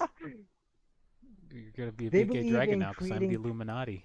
I'm gonna put stuff in the water, make everyone thing is- gay. That should be a class ability because you can play as like the Illuminati. You explain it, Mark, and I'll make the jokes. Oh boy, let me take care of something first. I'll be back in a few minutes. Oh, okay. Yeah, the Secret World. It's like okay, here's it. it's about like these different like, I guess real world secret societies. Like there's the Illuminati. There's the Templars, the Knights Templars, and then I'm back. Sorry. Hey, yeah. You want to continue? I was just explaining the Illuminati and Templars and how they work. In the Secret Okay. World. Basically, he was explaining what DZ was explaining. Oh, The yeah, the Illuminati- best people. Basically, the Illuminati are basically the people with the money and the power who know where you live, know what you do, and will try to recruit. Will try to bring you over to their side. If you don't, then you Put will chemicals be in the water, make you gay. Nah, they don't do chemicals in the water. That would be under Chemtrails? jurisdiction of the dragons, but Oh. more on that later. So The Templars are basically that. Huh? I was gonna say like the four Jews who run the world, like that conspiracy. Sure, why not? I don't know. in a way. Then again, the people you meet it's like, well, the people you meet, they're strong, but then there's the talking heads who are the real leaders of the Illuminati, and they are terrifying. They cause like your handler to have a psychic nosebleed just from talking with her. And and don't even get me started with the Templars, because they have two factions: the old guard, who are the more traditional Templars, and the new guard, who are basically the ones in charge of, basically the current ones who are trying to distance themselves from. Well, they want to bring order into the secret world and stuff, but also want to keep all three factions are basically like, we got to keep the secret world, a secret from the normal world. And they're having a bit of a turf thing with the Illuminati and the dragons for this. But the dragon themselves, they're basically chaos theorists, also terrorists. They believe in making plans, carefully constructing various plans with other plans with various other variables, and then like with a domino, cause one domino to fall, and then watch the whole thing come apart. Watch their plans in motion. Like one quest has them. Well, one quest, if you play as the Templar, has you taking on a double agent and getting back information. If you do it as like the Templar, I think they wonder how this was possible. You play as the dragon, however, you find out that the dragon basically mapped out his entire life from where he was born to who his wife was to his parents were, to his conception, to where he would go to eventually join the Templars, to eventually double cross them, to eventually get access to this piece of data that they need. Wow. And that's not even counting what's going on with and with recent events. The dragon basically managed to win the little thing that went on with Tokyo. Longer story, but lots of stuff happened if you're a dragon player. Other than that, like, there's the three factions, but there's this fourth group called the Orochi group. This sort of big CEO conglomerate thing made up of conglomerates of, well, 8 subsidiaries who are owned by demons and stuff. Like one of them has Mephistopheles as one of the CEOs, Faust Inc. I think it is, and it just starts and like you think like when you first go into Solomon Island, you have to fight off against this creature called the Filth. These creatures called the Dreamers and the Filth, and then it just starts getting more and more crazier when it starts involving angels, demons, eldritch abominations. Relics from like the third era of magic, Agartha, Anima. Oh god, it gets crazy. You can only have one character though, because if you want to get another character slot, like you want to play as the other Illuminati, if you're like playing as the Templar, you kind of have to pay $10 of real world money to buy another character slot. You're only given one. Yeah, it sucks, but you gotta choose which one you want to be, which is why you need to do a bit of research. But if you want to shell out money, you can. I'm not gonna stop you. It's still a fun game, still very free. And I really love the lore. I don't know. I have a question. Does the domino have anything to do with Domino's Pizza? And if it has something to do with Domino's Pizza, is that secretly an allegory for the DNC and their Pizzagate? So it's like a double conspiracy. Oh no. They should do that like as a group quest or a group event. Pizzagate. Group event. Would you be I guess concerned if you found out that according to in-game lore, Elvis Presley was a member of the Illuminati? Wait, is that a thing? Yep. In the game? Oh jeez. In the game. Elvis Presley was Illuminati. Also, I'm trying to remember who else was with the Templars, because they don't really know much. Only that there are 2 characters from the old guard in the Templar who are basically tasked with showing the old guard's disappointment, and they're called Pit and Pendulum. Oh boy, those 2 are scary. But the Illuminati, oh boy, so much interesting stuff. But it's the dragons you gotta watch out for. They are masters of manipulation. and setting plans and then Mhm. really screwing people over. Not as much as the Illuminati. Technically, all of them will screw them over. Hmm. Yeah.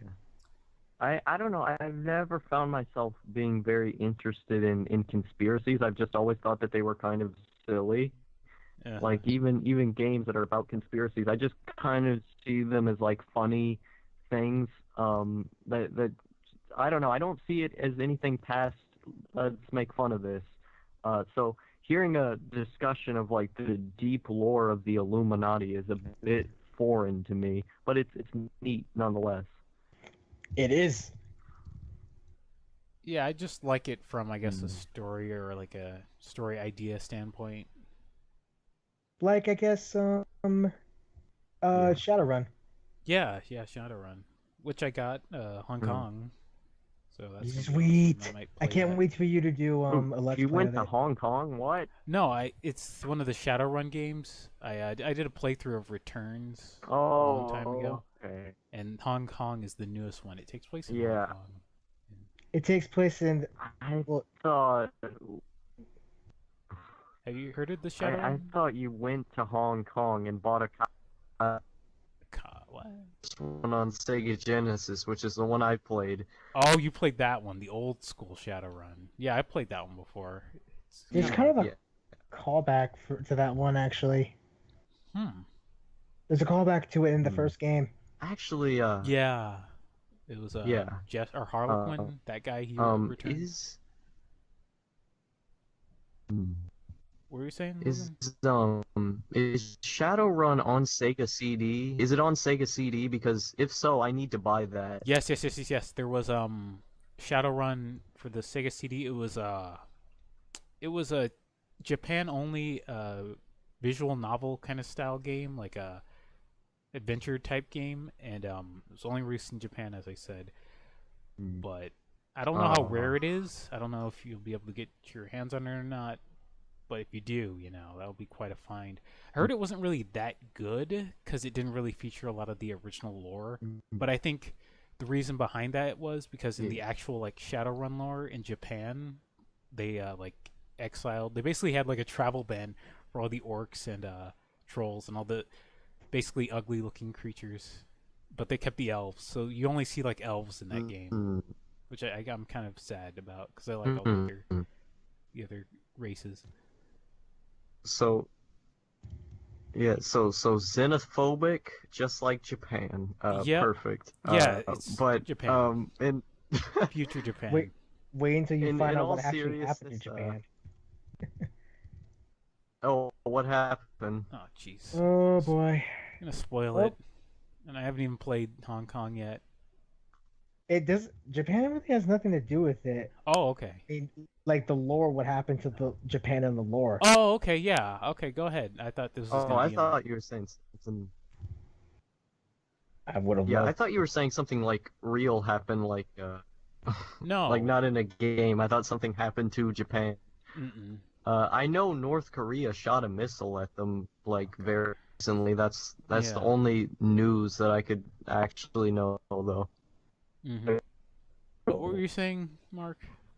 No, basically about like the whole Japan. You kind of learn. I kind of learned a little bit about Japan, like how one of the corporations, Renraku, was actually was actually a yakuza thing. It was a money laundering thing to launder dirty money, but Oh. legitly. But as it turned out, it actually worked way more than illegal activity, and they eventually rose to becoming, well, Renraku. Renraku Red Samurai are basically some of the best of the best. Well, long story on that. They also have a bit of a, I guess, deep xenophobia against non-humans. Yeah. Oh, big time, man.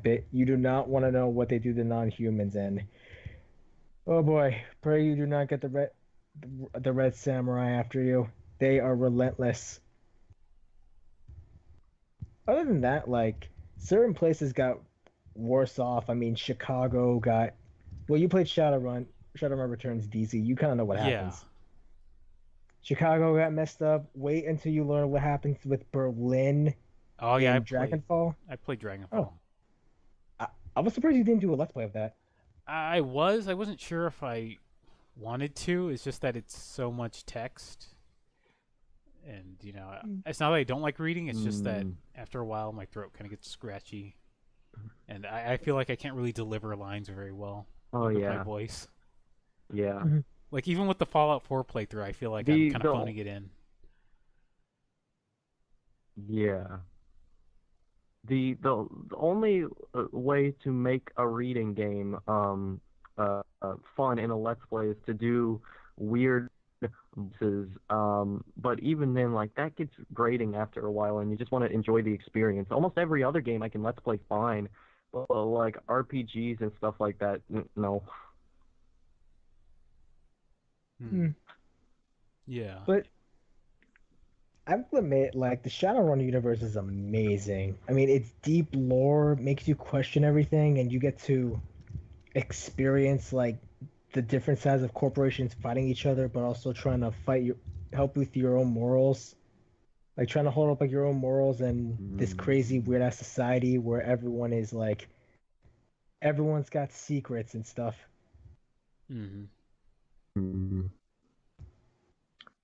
Yeah. Which I don't know. I probably don't want to play more than the first game, because the first game is kind of like its own thing by comparison to all the other games, because I'm looking these up and they look vastly different than the first one. So I don't know. I kind of just want to have my experience with the first one, play it more, and then just kind of be done after that. That's fair. Because there's so much lore. Like, Returns is kind of the entry point, I think. Like, if you just want a quick, like, experience with it, then play that one, or just play the original ones as well. Like, even though the lore isn't pitch perfect, it's still decent, you know? Yeah. Maybe I'll play the Shadowrun game that's on the Nintendo 64. What? Or not Shadowrun. There's I can't remember. Am I getting games mixed up now? I don't know. I had never heard of a Shadowrun game for the N64. The Super NES, I think it's the one you mean? Let me look this up. Because there's one for the Super NES and the Genesis. I think it was the... I played that one. Shadowrun N64. Let me look this up. It might be a different game. Yeah, because I'm not. Because I could be getting them mixed up about with. that. Yeah, I could be getting it mixed up with what's that NES point and click game? What's it called? Dr. Chaos? No, there was an NES point and click game. Goonies 2? No, that was... I can't remember. Oh, no, not... Shadowgate. Shadowgate. Goonies 2 is more of a platform. Yeah, Shadowgate. That's it.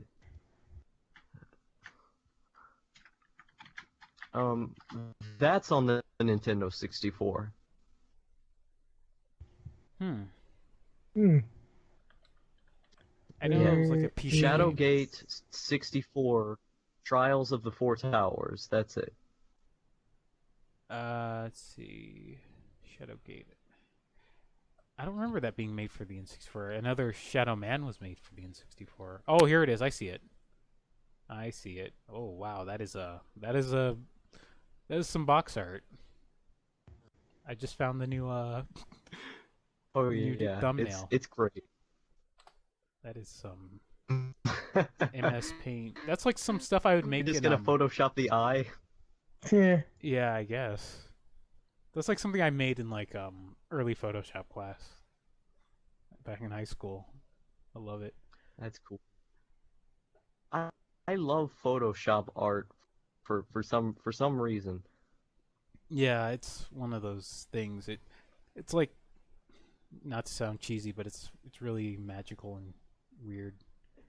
Because you can just like make anything, you know. Big as your imagination. Yeah, pretty much. Oh, you sound tired. Yeah. Oh no, I'm fine.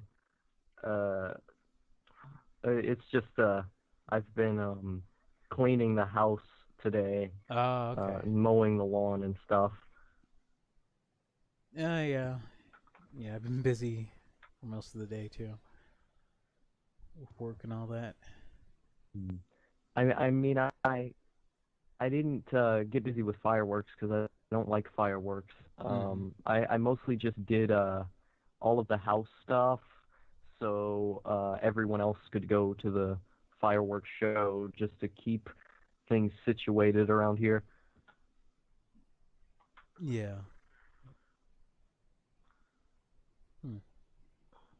I don't know. I don't think fireworks are that pretty after you see them like once or twice. I just Yeah. think they're loud and obnoxious, and they make me anxious, not to sound like a weird nerd or something. It's just I don't like the loud noise at all. It's just annoying. Yeah, it's a generational thing. I think, like, our parents like it more because they don't have all this nonsense to consume constantly on the internet and wherever. Yeah. And I mean, I'm saying this as someone who likes shooting guns, which has a lot of loud noise, but like there's interactivity involved in that. You get to put up with a target or something, that's not the same as just watching things blow up in the sky. Sure, it's pretty, but I get the point. Yeah.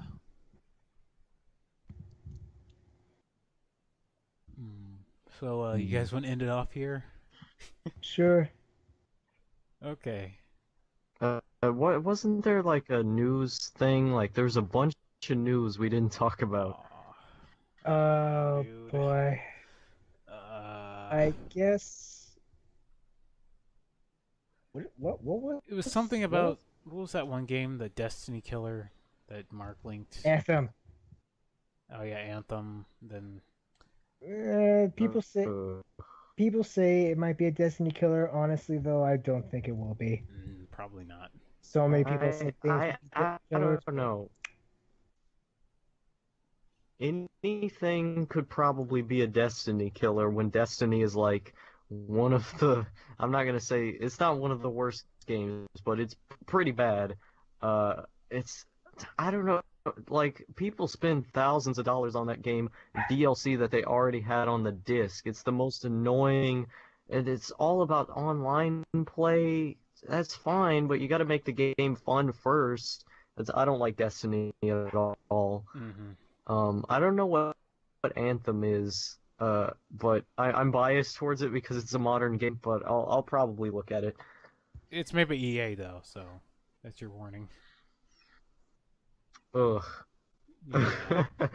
I'm not a fan of EA at all. Yeah, aside from The Sims, I guess, and some of their older games, not really much of an EA fan either. Yeah. I like playing Sims on the GameCube, even though the memory blocks on the memory card, it takes up like a lot. First of all you need to buy a bigger memory card, and then the memory card, it takes up all of the space. That's when I was gonna continue on with the Skater D story, like with the Sims. I was gonna try to play it on GameCube, and I was like, I might as well just get the full version or something. I don't know, the actual thing on PC.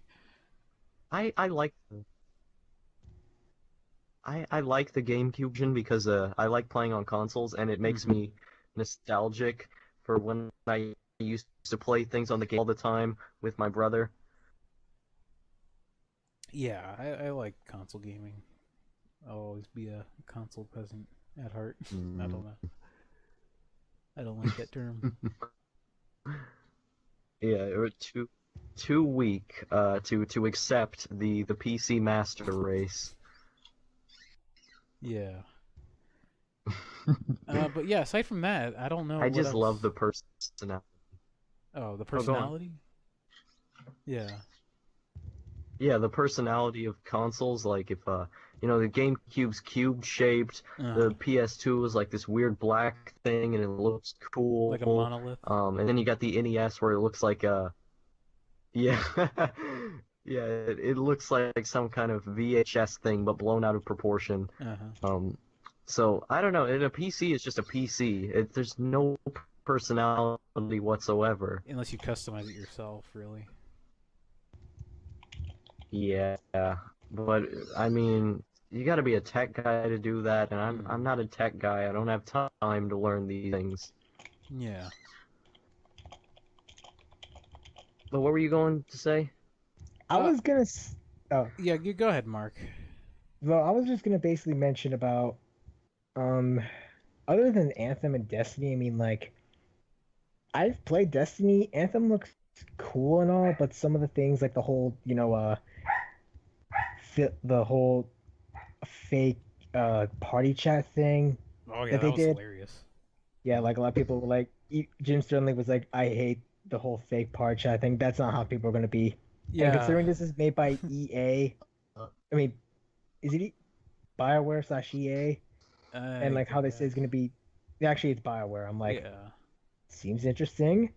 Might be ripping off Destiny, but considering Destiny 2 and all, I'm tentatively interested, but I do not own an Xbox One. I mean, why am I even talking about it? I don't even own an Xbox. Unless it goes cross-console with PS4. I doubt it. Yeah. But it's interesting how they're doing the whole cross-console online play thing now. That's a pretty big game changer. Yeah.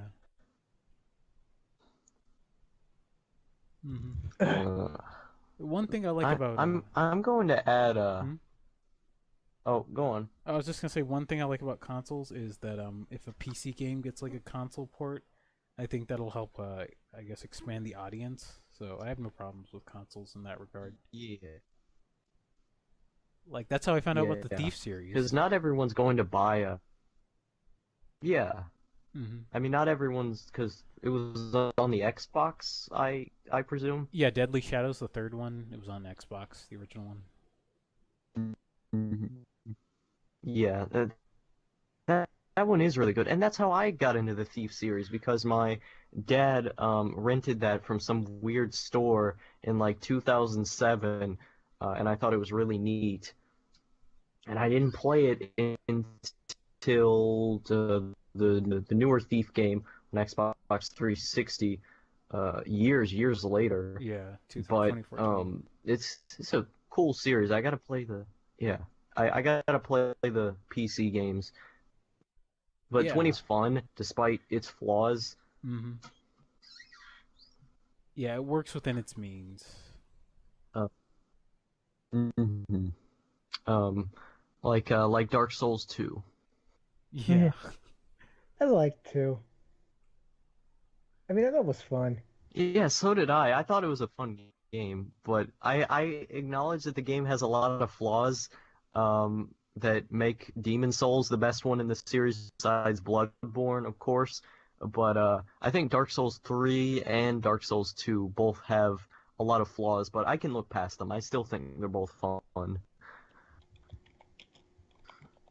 Yeah, I haven't played it though, but I heard a lot of bad things about it. I might get it one of these days. I just have so many games I need to finish. All the Steam games that I bought for the summer sale alone are gonna keep me busy for a while. Ooh. Yeah. Oh, Steam.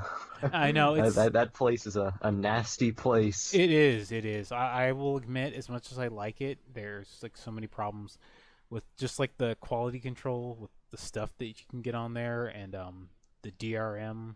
I guess you don't really own the games technically; you're just kind of renting them in a way because they like hold all the rights or something like that. Which is why I hate digital media. Yeah.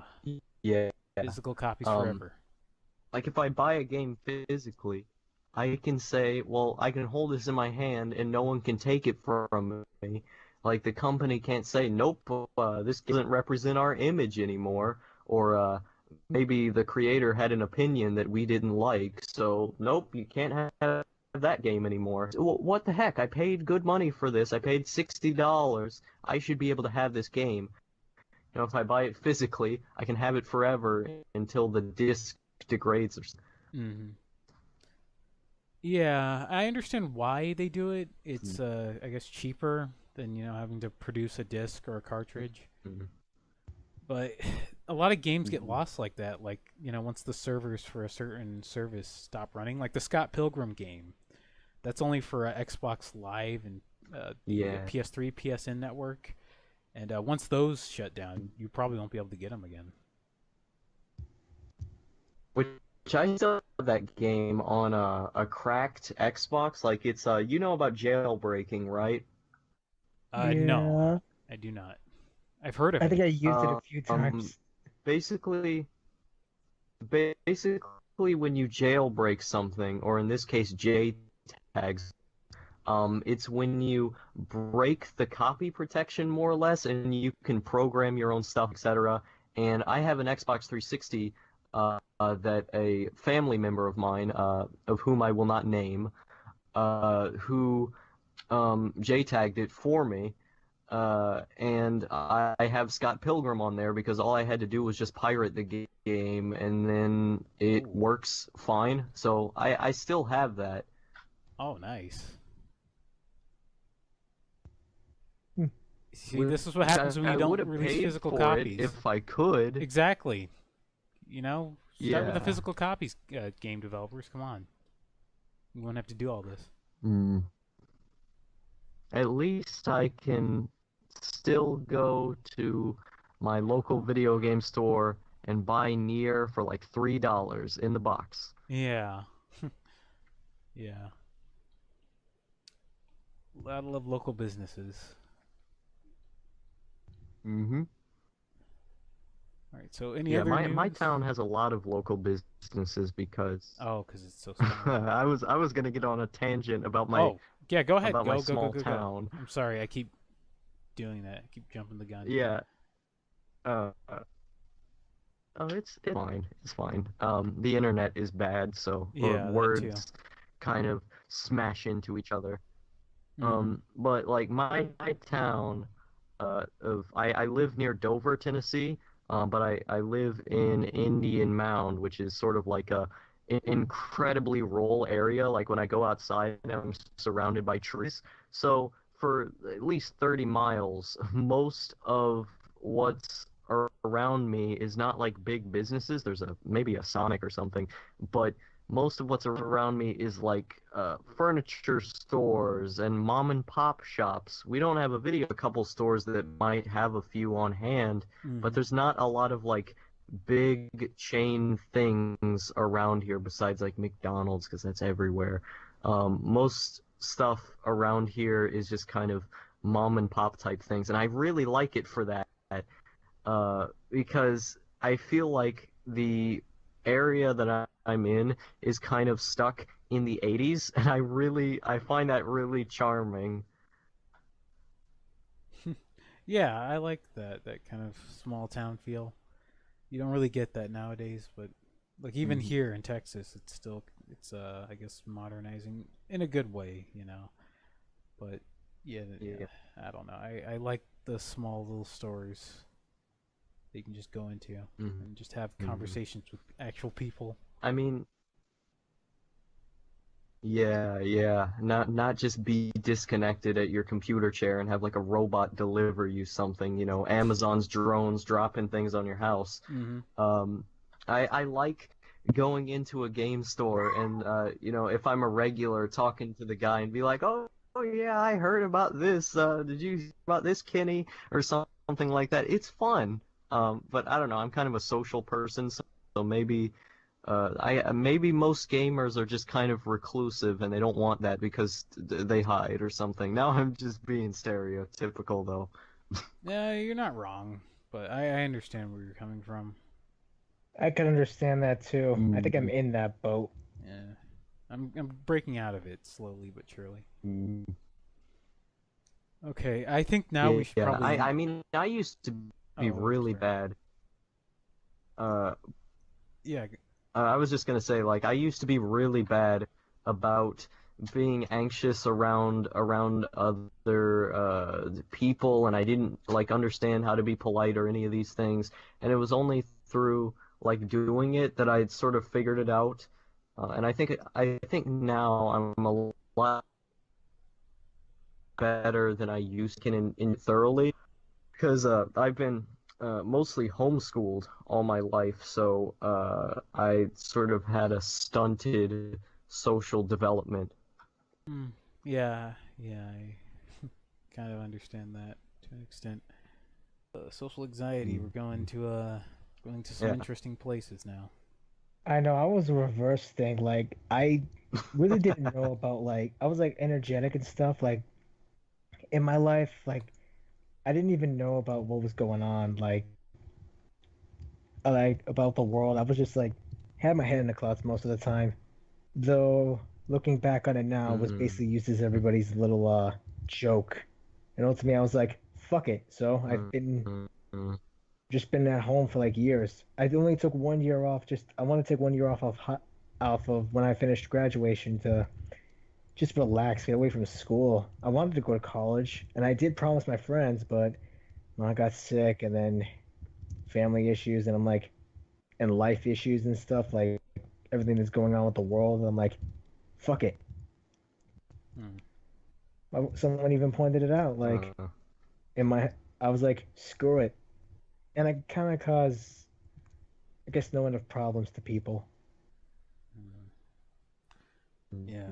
Well, let's not end it on a sour note like that. Anyone got any final words? Anything to end this off on, so it's not so depressing? Sargon of Akkad is the greatest YouTuber of all time. We need to make America great again, and anyone who disagrees with me is wrong. The white race. Okay. Thank you, Logan. The white race. That'll be the will last time destroy you'll be all of you. featured on this. Cut his mic. I got a few. I got like 2, maybe 3 things. One, write to Activision or something, telling them we want a Spyro remake. 2, watch King's Avatar because season 2 is going to be amazing. And 3, like give all other animes a chance. Like check out some of the Chinese anime that's been going around. Like they're really good stuff. Yeah. Might not be your taste, but I got a rant about this because people say, "How dare I watch because it's Chinese? It's not pure because Japanese make it pure." What does that even mean? Like it's a TV show. Get over it. If you want to be quote unquote pure, then just watch the Japanese dub. Shouldn't that be enough? I watched Blade of the Phantom Master yesterday. That's a Korean anime, and it was in the Japanese dub, and it was fine. I could pick up a few words because I know a couple words, and it was good. If it's a learning experience, if you're trying to learn the language, then I can understand that. But the whole argument of its content not being pure because it's Chinese, what does that even mean? Like, I don't know. Okay, yeah. Also check out Fox Spirit Matchmaker's Japanese dub. Right. Support the Japanese dub. And then you got all these people who are, going around saying, well, if it's slice of life, then it's automatically otaku pandering bait. Like, I can understand if you don't enjoy the genre, that's completely out of preference. Some people have more preference than others. I get it. But, don't make the people who like it look bad. They're just normal people who like watching TV. They're not some degenerate menace to society simply for enjoying a show. And if you actually listen to them, then maybe they have good things about that show that you may not be able to agree with, but can understand. So that's my rant on the anime community. I don't know. I don't like the anime community whatsoever. I feel like a lot of people get offended over weird stuff. That's just communities in general. Okay, now we're actually going to end this off. No butts, no cuts. Okay. I'm DZ Dog, and bullets can't touch you if you're dashing. So keep that in mind. All my melanin. I'm gonna add Weeb Trash Productions to the chat so he could be on a future episode if you don't mind. Yeah, I don't mind. That's fine. All right. Okay. See you Yeah, guys. I don't know how that episode will It's gonna go, be but I'm awesome. excited for it. Yeah. Yeah, see you later. See you. I'm Dragonking Mark, and It was good talking to you. yeah, was I'm Well, Dragonking Mark, and just watch whatever anime you want to watch. Watch whatever show you want to watch, and don't let people criticize you for it. I'm Outlawharvest, and I am objectively right 100% of the time. Everything I say is the word of God. I have the golden tongue, and I know all of the facts that you don't. I know all of the alternative facts, and you don't.